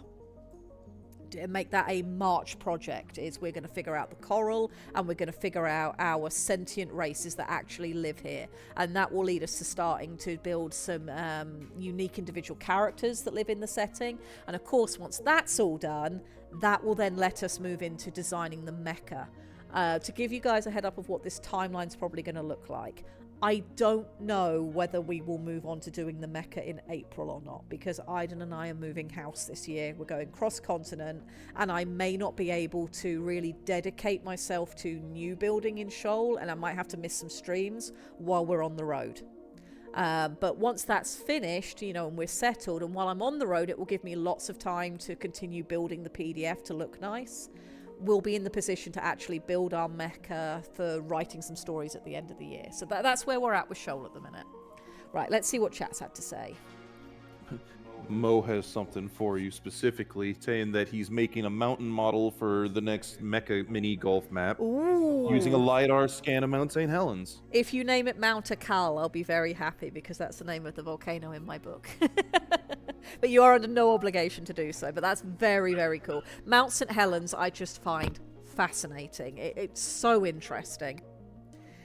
Okay, Wilf says, creatures at Shoal's poles would have to be particularly tough. The extreme temperature changes through the year would make the ice sheets change in size a lot. Yes, I feel like we'd get periods where the ice sheets really descend, and then times when, you know, they're not piercing quite as deeply into the water. Given Shoal's aquatic nature, we clearly need both seals and narwhals. Okay, let me turn off our wonderful jelly image. Narwhals. Helps if I press the right button. There we go, and click over to here. So let's move this to our polar section. I'm just going to put everything in the land species tab for now, but then I'll separate it out so that the polar water species are in their own section later. So we know that we want seals and we want narwhals, and I know we've talked about dire penguins. Dire penguins Yes, is let's still a see what concept else. that tickles me inside. Slow metabolism seems at odds with the need to constantly regenerate due to radiation. Well, the thing that we'll have that's to the benefit of the polar species, especially the water species, they've got all of that water and the ice shelf and all of the ice above them protecting them. They'll actually have less of the radiation issues than the temperate species will do. So we could still go with the slow metabolism. And of course, one of the things that we came up with that makes Shoal interesting and of use to the intergalactic community that they're just starting to make contact with is things like the authority gland, which is something that is developed on Shoal, where for some animals, they have a gland in their body that has a repository of what their DNA should look like. And if they start getting mutations, that part of their immune system will target those mutations and eliminate those cells, which vastly reduces cancer rates. So we can also use that. When I first read I thought you said crispy bell jelly. The gas mouth on top was my idea. Yeah, you add some wonderful stuff to the ideas we come up with, Tired German, and I really appreciate the fact that you engage with this every week. Really, really, really appreciate that. Where in the Orcs is the PDF? When Aiden comes back from sorting the dogs, I'll get him to pin where to find it. But if you go into the creative section in the Orcs, it has its own dedicated thread. And there's also an announcement thread where you can find the PDF. So there's one for talking in and there's one for finding the resources. And currently Anka is losing her mind because Grandpups has moved out of her range of sight, and that's terrible. Ed says you're also moving time zones by 3 hours. Yes, I am. But the wonderful thing about that is I work from home, so I can keep this time slot. For me, I'll just be streaming in the morning instead of in the afternoon, or well, around midday instead of in the afternoon. That doesn't matter. I can still do that. So I'm not planning on changing my stream slot. It's just I may miss some streams while we're on the road.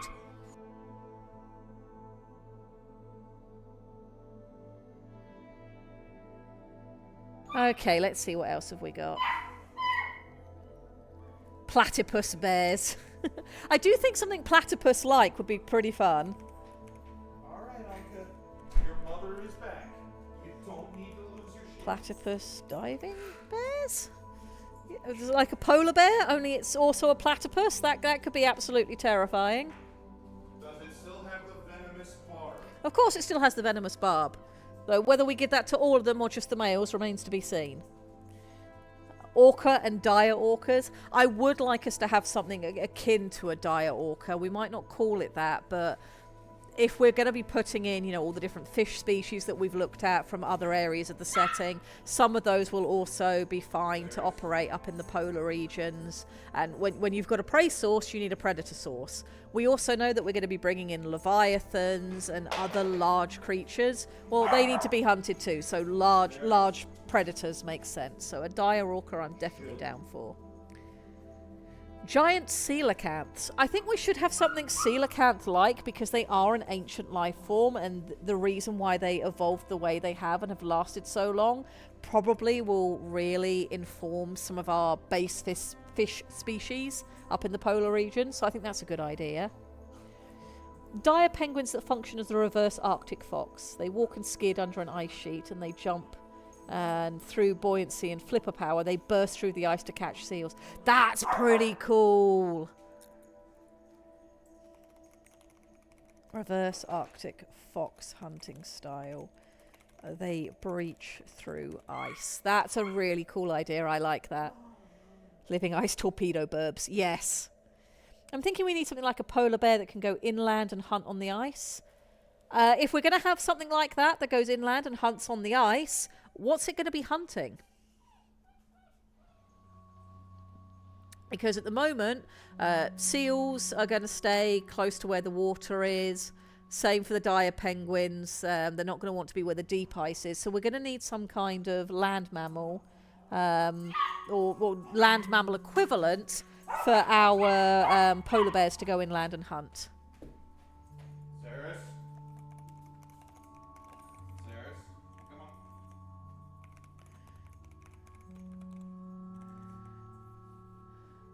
Ice sheets have a pretty okay radiation shield, so life under the glacier would be protected. Yeah, that's water is really good for dealing with radiation, and then having an ice cap on top is only going to make that better. A dire mammoth. It wouldn't necessarily need to be dire. Mammoths were pretty big in their own kind, but yeah, so something mammoth-like would be pretty cool. Of course, the problem that we run into there is, what does the mammoth eat? We can't very well just make it like it was when mammoths were around, where they had the ability to just migrate south to where there was, you know, grass and plains periodically, because we know our orbit, what with orbiting a gas giant, which is orbiting a star, and there are all these other moons in the way as well, is quite complex. So I don't know that a mammoth with the same kind of diet would work. So we need to figure out what...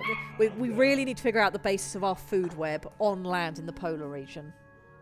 Rhine bears would go on land to give birth, find a burrow to birth and protect their lungs. Rhine bears is a great name.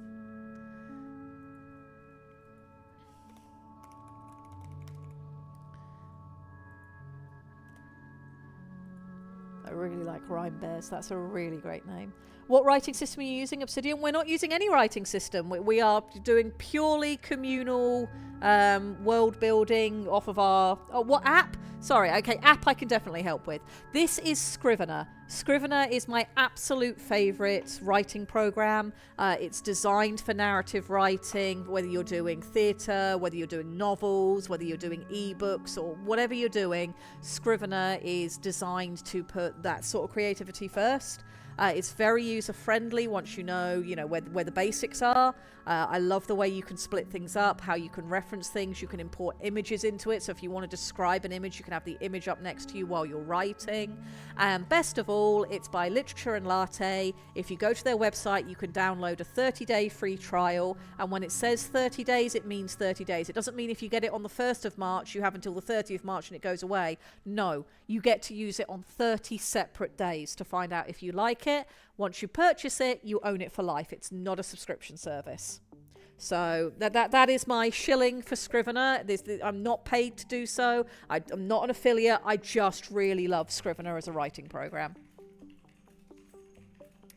You could have an extremophile algae that grows on the ice sheet, living on the radiation, and the big grazers live on that.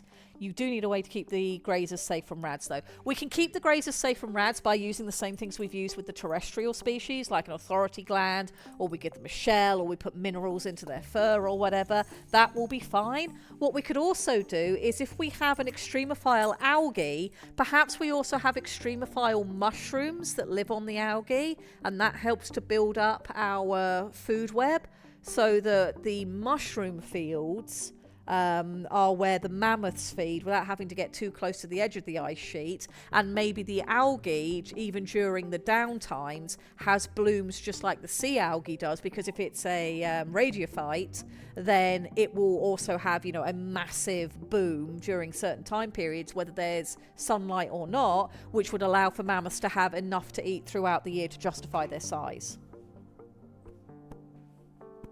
Yeah, it might not be available for Linux, unfortunately. Okay, so let's think about maybe having radiophyte extremophile algae, mushrooms that live on the algae, mammoths that eat the mushrooms, and then polar bears that eat the mammoths. That balances that little bit of food web. Right, let's see what else I've missed in chat. I know somebody was talking about burbs and I missed it. Let's take a look. Quinless, maybe we put in birds. We have something that doesn't happen, so we have something that doesn't happen on Earth. We put two predators who hunt each other, dire penguins and dire cormorants. We do have temperate cormorants. Having something that lives up north and also eats the dire penguins, that would be really cool.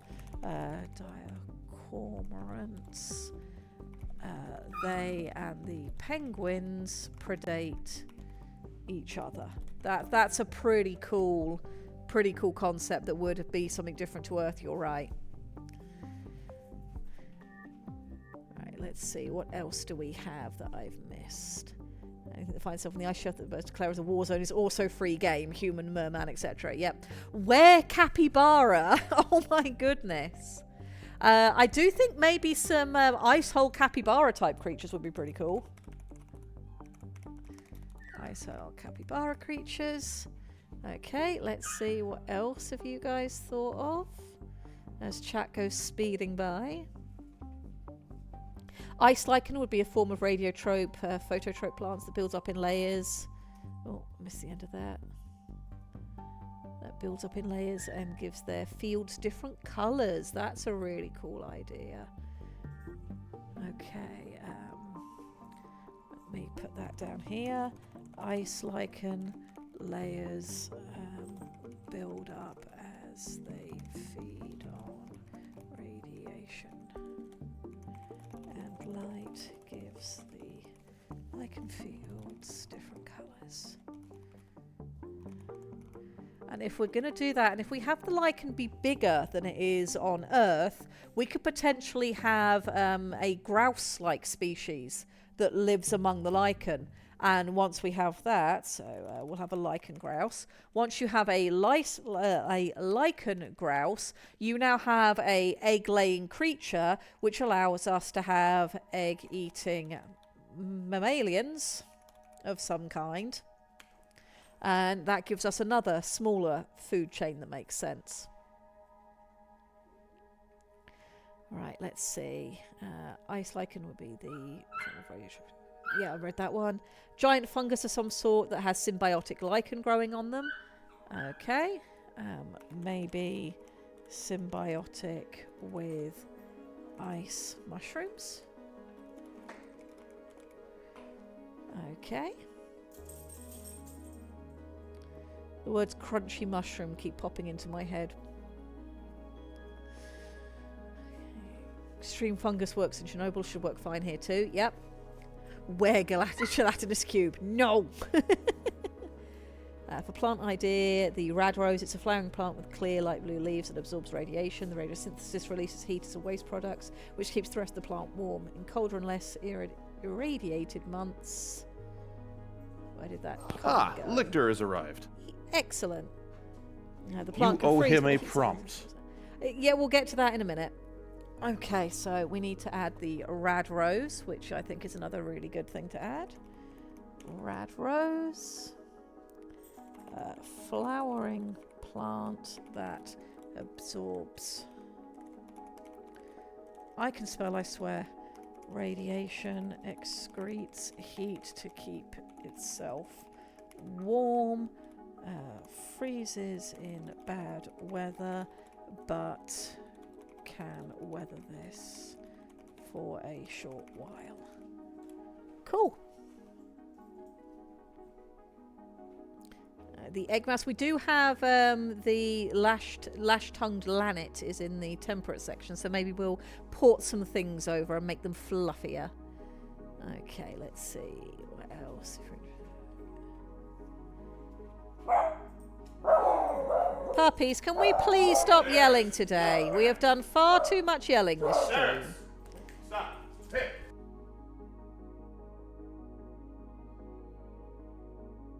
Perhaps there would be an algae that lives under the ice in the water with some sort of seal, manatee, blubbery fish creature that feeds on them. Yeah, certainly I think that'll be very, very common in the waters to have that sort of thing. Leave it. Okay, any volcanism at the poles? I think we're going to need to have some volcanism at the poles periodically. And I think that may be something that we need to talk about next week, if we don't just sort of deal with it off stream, is some volcanism life forms. One of the things that I did have a think about, I don't know which pole it would be at, but I would like to have enough volcanic activity that we get underwater lava tubes. And once those go dormant, they will retain some heat, but, you know, be available to life. And that perhaps we end up with an eel species that lives in the lava tubes and pulls things into them. Potentially, you know, depending on how close we want to have this to the surface, or you know, whether we deal with certain animals, maybe they grab seals and drown them by pulling them into the lava tubes. Ice-burrowing shrews that build tunnel networks in the glaciers, often overtaken by mushroom hyphen. That's a really good idea. What I need to do is to bring chat up on my other screen so I can just copy-paste. That would be much quicker. Let's do that. Let's do that. Right, where is the stuff I want to copy? Sarah, you really need to stop yelling. Oh, it didn't come up on this screen. Okay, well, I'll have to grab some of that a bit later then. Intelligent jellyfish that communicate through bioluminescence and psychic empathy. I think with the amount of jellyfish we've got in the other oceans and we have the land ones, I don't think I necessarily want to import something too horrifically unique into the polar region. But that might change. Now, that said, what I might think, what I could be convinced, and obviously, you know, you guys input matters a lot as well, so if you guys think that should go in, say so. What if we had a jellyfish leviathan type that lived in the polar regions?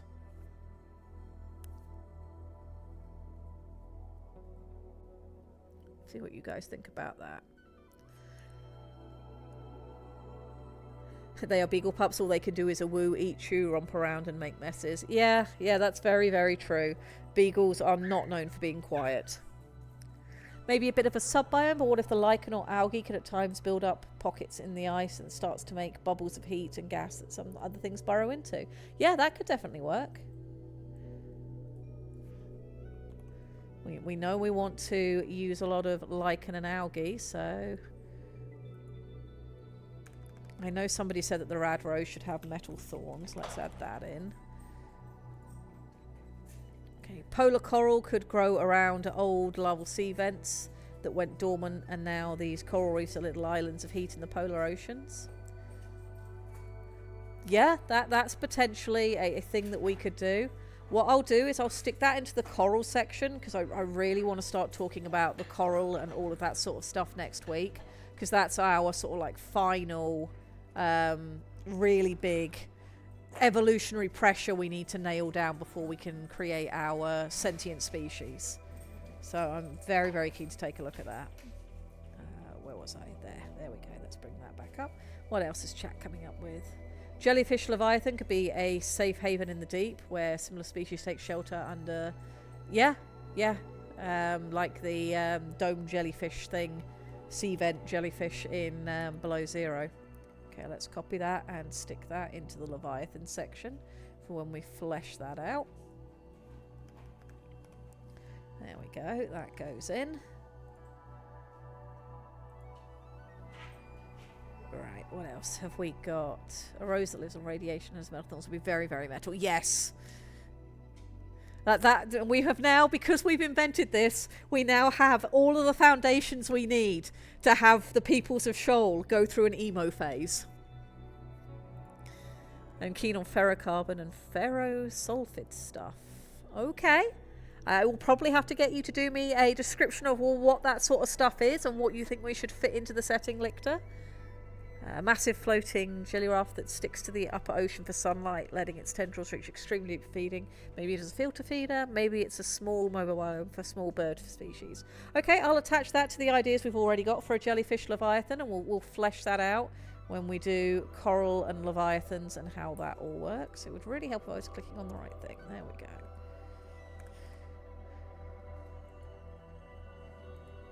I'm really pleased with how this setting is coming along. So much makes sense that wouldn't have otherwise.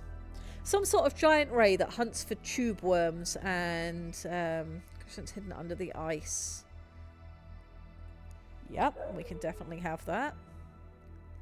Sarah's, please be hush. We really do not need any more shouting. We just don't. I was talking about us having lava tube eels that grab and drown seals. No, boy. Okay, let's see, what else have we got? No. I have a counter for the giant jelly rafts, king starfish that live on the seabed and pull any stray jellies to the bottom and feed on them. That's a really good idea, because starfish are one of the things on our world that gets just huge in polar regions. Quiet, boy. The dogs have just decided that this is the week for yelling. I'm so sorry. Hey, They were so quiet and well behaved at the vet, they just were storing it all up. Yep, Now they gotta get it they out. were. They need it out of their Feeds on system. Jelly leviathans. Okay, that's that added in. Let's see, what else have we got coming in? A magnetically active ferrocarbon network of mycelium with fruiting thorns of ferrocarbon that breach the surface and emit magnetic distortion. That could be used to lure in prey species as well. So let me drop that in here. Lures in prey species, and then we'll have a think about how maybe that predates on things. Oh, look, that sounds like mag shrooms. Assuming the polar region is relatively sparsely packed, I'd expect bioluminescence under the thick ice for finding mates. Yes, yeah, I think bioluminescence is going to be just absolutely critical in so many of our dark areas. A whale squid that hunts land-dwelling creatures by bursting through the ice and dragging everything in the water. Yeah, so it would be like the upscaled dire penguin in style of hunting. I like the idea of it being a whale type thing. I think I like the whale idea best. Let's put it in up here so it's near the dire penguins because it's a similar hunting style. Help if the W in whale was there so I remember what we were talking about.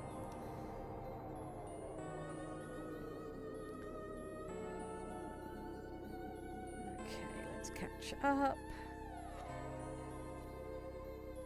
Oh, what if some armoured jellyfish grow old and turn into some sort of sea urchin? That's an interesting concept. And I know somebody I can talk to who has a very interesting understanding of weird biology things to see if there's... I can borrow her knowledge.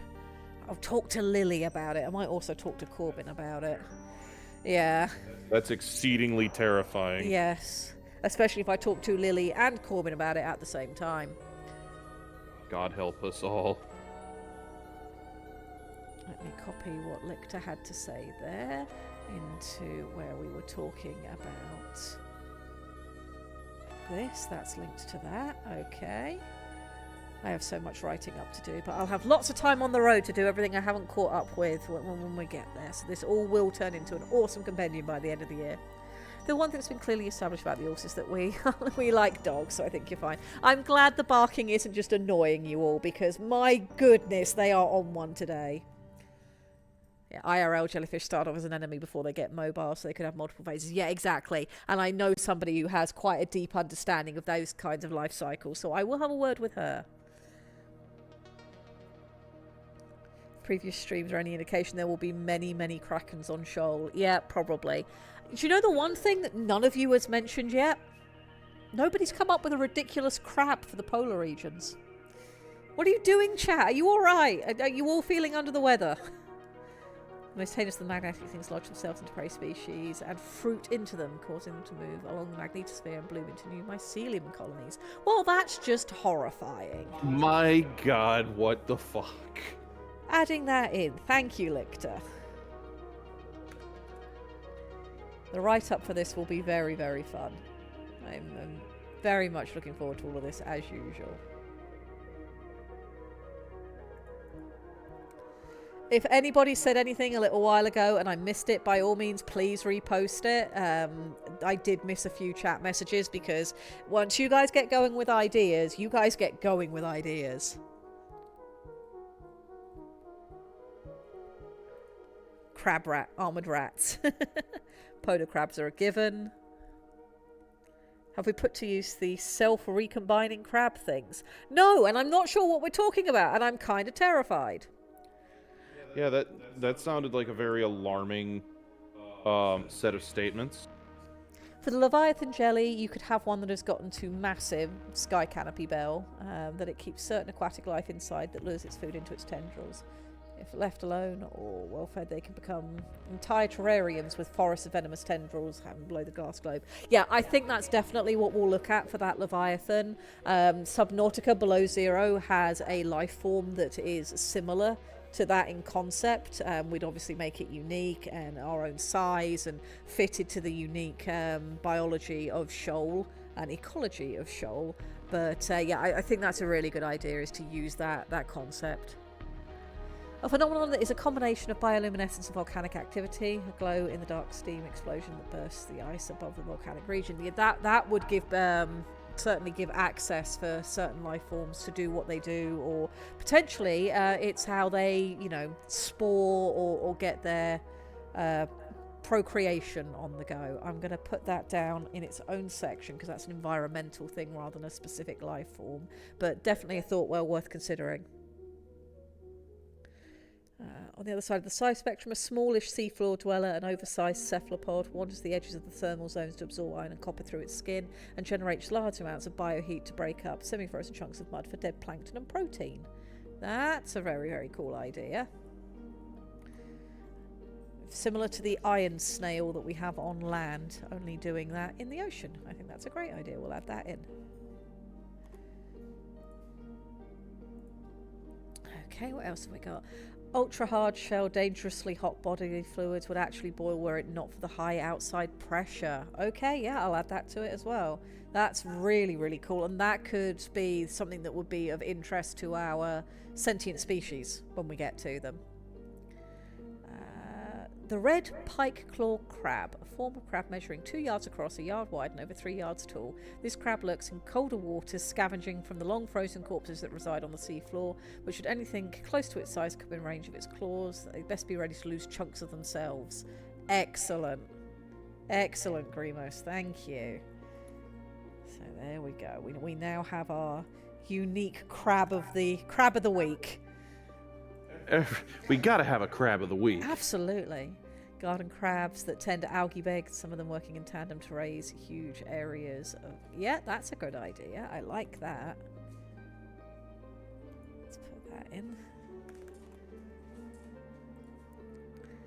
Swarm crabs or piranha vampiric crabs. Oh, God!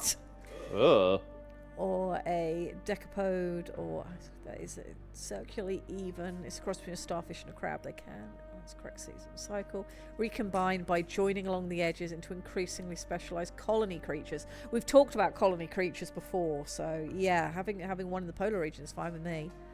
Each one self-contained, with a palm size when mature, but they can combine up to multiplications of 12 to the power. Oh, good lord.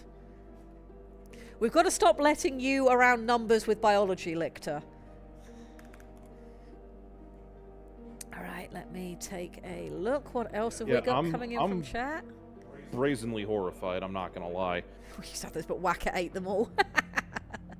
There's a lot of fungi at the poles. Do we want a parasitic fungus that attacks the brains of its host, causing self-destructive behavior that spreads the fungus? It could live on the crabs. What a good idea! Jesus Christ, how horrifying.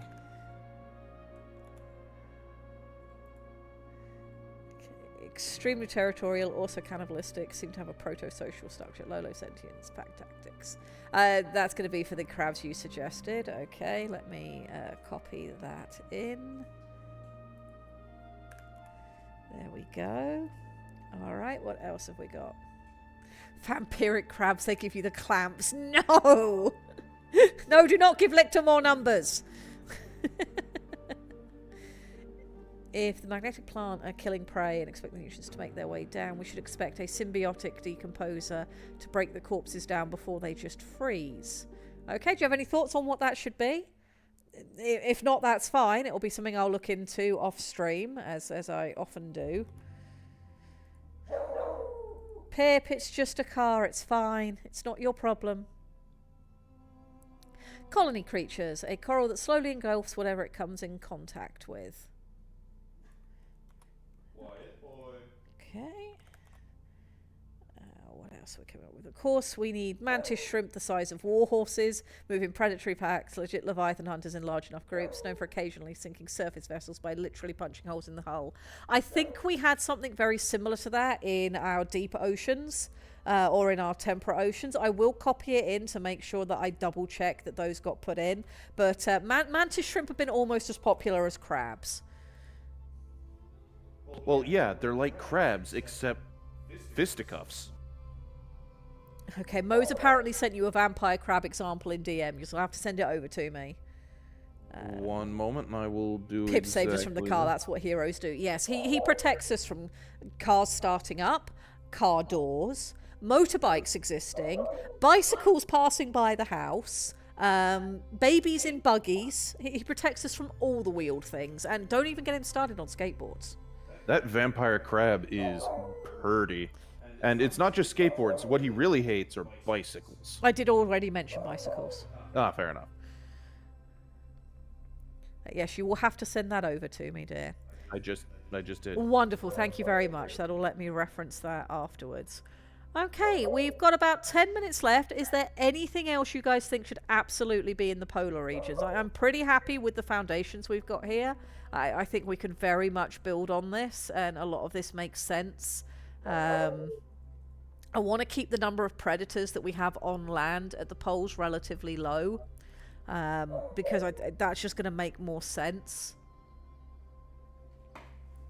And I think what we'll do is we'll have the polar bear equivalent be a relative of the digger bear that we have in the temperate zone. I think that will work pretty well. Small baleen rays that feed on the detritus of lichen on the underside of some of the more shallow ice, with their skin being sandpapery to scrub some free. That's a cool idea. Okay, let's put that in. What else have we got?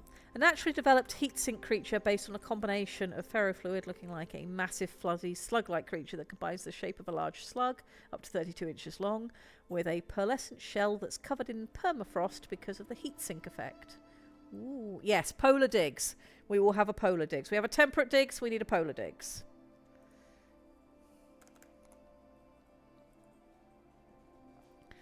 For the decomposers, I'd imagine they're small and shelled. Could be isopod-shaped things. Okay.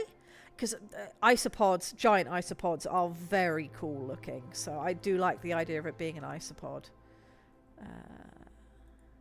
Let's attach this to this.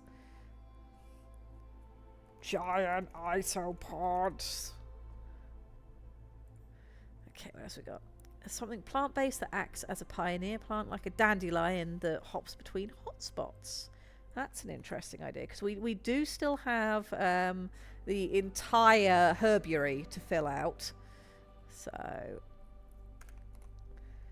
that will be something I will have to be going back to in between times, and maybe we'll do a herbiary focus stream at some point. That might be one that will be good to do while I'm on the road. If we get a stream slot, I can make it to. By the nature, predators are always rare compared to prey animals, otherwise the ecosystem collapses. Absolutely. And in polar regions, it always seems to be just that little bit more extreme because, you know, the poles are extreme. I kind of want a lot of polar stuff to be psionic due to the vast distances involved relative to the number of potential mates. That's a good idea, because even if it's not, not major psionic activity, it's enough that it allows them to find each other and do some very basic stuff. They don't have to be, immensely powerful psionic creatures, but that does allow for their life cycle to work, especially with how often it's going to be dark, etc., etc.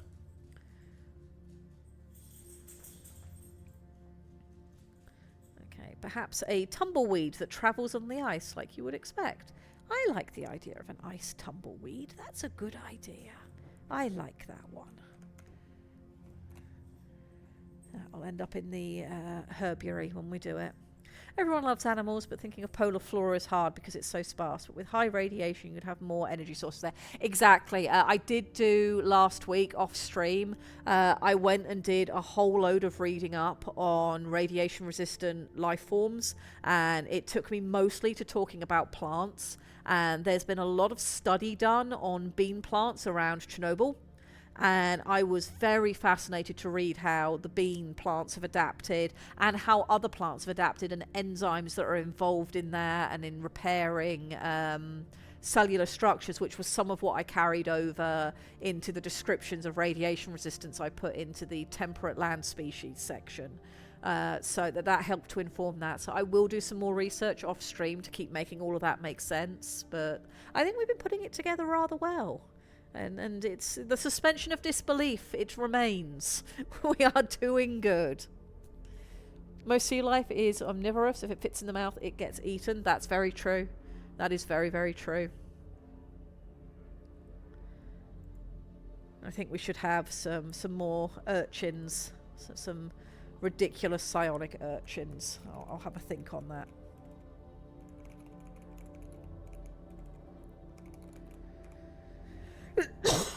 What else have we got, chat? You need herbs to form the base of the ecology pyramid. Absolutely. To tack onto the psionics for mating instead of pheromones, it's low-level psionics in the same vein as infrasound. Yes. Yes, I imagine a lot of species on Shoal utilise that in their own way. I could do a few cute plants that radiate heat and create microclimates that tend to create globular spots of densely packed and heated life forms in ice bubbles. Yeah, that sounds cool. I would imagine that most of the plant life on Shoal would be algae-based, since rooted plants don't do well in the water. I'd expect even land plants to be evolved algae rather than separate plant families. I think with some of the continent sizes that we're looking at, having some separate plant families makes sense, but they should definitely be in the minority compared to evolved algae. I think that does make a heck of a lot of sense, is that the algal descent makes... is what's driven a lot of it. So I'm going to copy that and I'm just going to stick it straight into the herbiary section to make sure that that gets covered. But I do think we can have a few more normal plants in inverted commas. Need some sort of parrotfish or something else that eats some of the rocks and breaks things up. We've talked about them for some of our coral reefs, but if we're going to have a spreading coral that's here, then yeah, having a polar parrotfish makes absolute sense. Let me click back on here. Where were we talking about the spreading coral?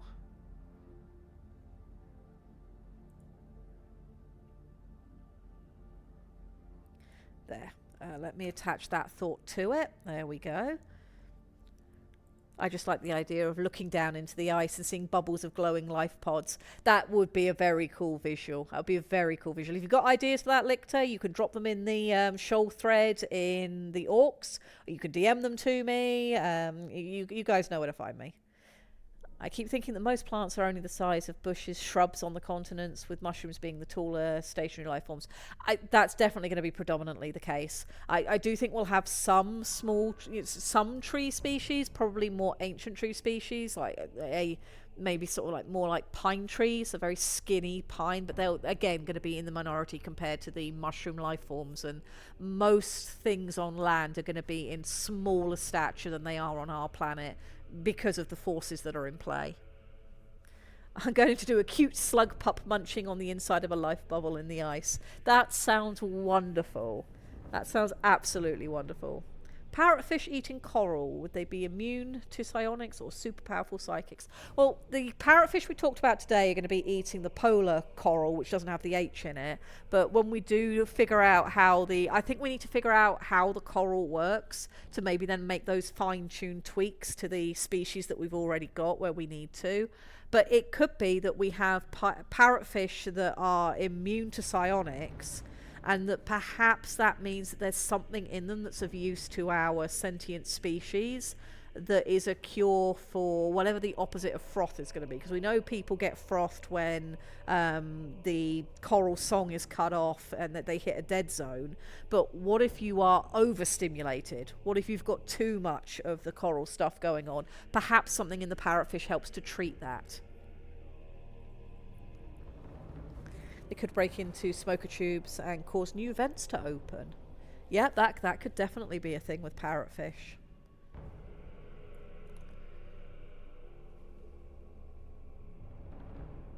We need to figure out how psionics work as well. That's definitely going to be part of looking at how the coral works. That will allow us to flesh that section of this book, this compendium out. Where were we talking about? The parrotfish. There we go. Add that thought to that. Wonderful. We are building this up brilliantly. That's easy, brain.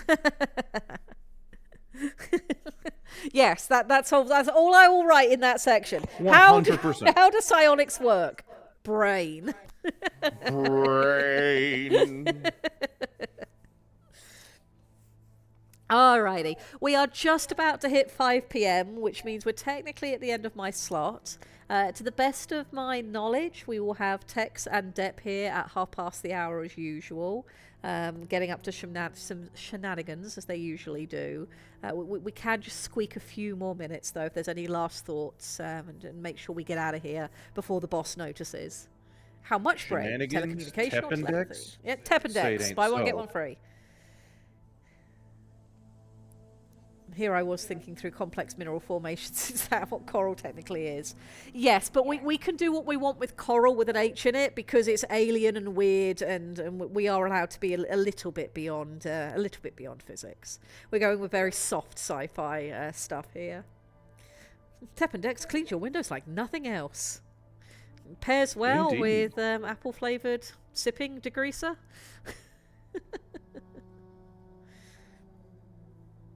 That's a thought. Does Wide Water from Wide Tom come from the planet Tomb? Is that where that comes from?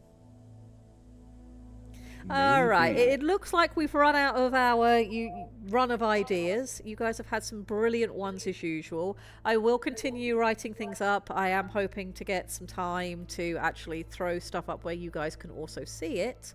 The current version of the PDF is accessible through the Orcs Love. Would you grab a link to the thread in the Orcs while I close this out so people know where to find it? Will the link work? As long as people are in the Orcs, it will work. And if you're not in the Orcs, well, you should be, because it's a fun time. It's full of Alright, crazy let me people doing crazy things, and there's the link to the Discord. So if you haven't joined me us, please do. Find it. Yep, by all Where- means, you guys are always welcome to DM me. My DMs are open, whether it's looking for art commissions, whether it's to send me Shoal stuff, whatever you guys want to do. I do not mind receiving DMs on my Lady Red account. We do have the... You can DM me, yes. I will not yell at people, except for people called Corbin. And he knows what he did. Where? You can't Is find it? it. I'm You know being- what? I'm going to go and grab I'm- the link. I'm going to go and grab the link. there it You is. found There- it. Good there job. it I'm just blind. Don't mind me. So yeah, there are 2 Shoal threads in the Orcs. One of them you can't reply in. It's purely so that you can grab the links to see the PDF and the stuff that we've written up so far. So it makes it nice and easy for you guys to find things. Is that the one you're wanting? No, it's the main Shoal one, because the Main main Shoal. Shoal one also links to that. And then we've got the one where you guys can chat about Shoal, chat about your ideas, petition things to me. You can always at me in that channel. I do not mind getting pinged. You're very welcome to do so. Heyo. I'm very much enjoying this project and the fact that so many of you are helping to build it, and listen to me witter on about the bad books I've read, the good books I've read, snippets and tips and things from writing. And this week you even let me read some of my own stuff, so I'm very appreciative. So yeah, the link that Aiden has just posted will take you straight to where Shoal discussion goes on. I will pop in the announcements channel the next time the PDF gets updated. I'm hoping to work on a lot more of this next week after I get some commission work done for our wonderful Dr. Mooncake. Doing some more Space Station 14 art over in that direction, so that will be fun. And we'll be back here next Friday, hopefully with Parallax, as long as his schedule permits. And then we will begin talking about Coral, I think, and psionics and how all that's going to work. So yeah, I think that's where we're at. Thank you for joining me for the start to your weekend. I hope you will all have a wonderful weekend. Enjoy the nonsense coming up with Tex and Dep. And I'll catch you all probably on Sunday night at WBPLW. It's going to be a fun time. I'm usually in the admin booth over there, so I will see you all then. Anything you want to say, Aiden? No, you pretty much covered it. It's been a interesting time reliving some of the book trauma. Yep, you got to have Handbook for Mortals, PTSD. Very important. And Lichter's ideas scare me. Yes, as they should. Chat's ideas just scare me in general, but that's wonderful because it means everything is Chat's fault.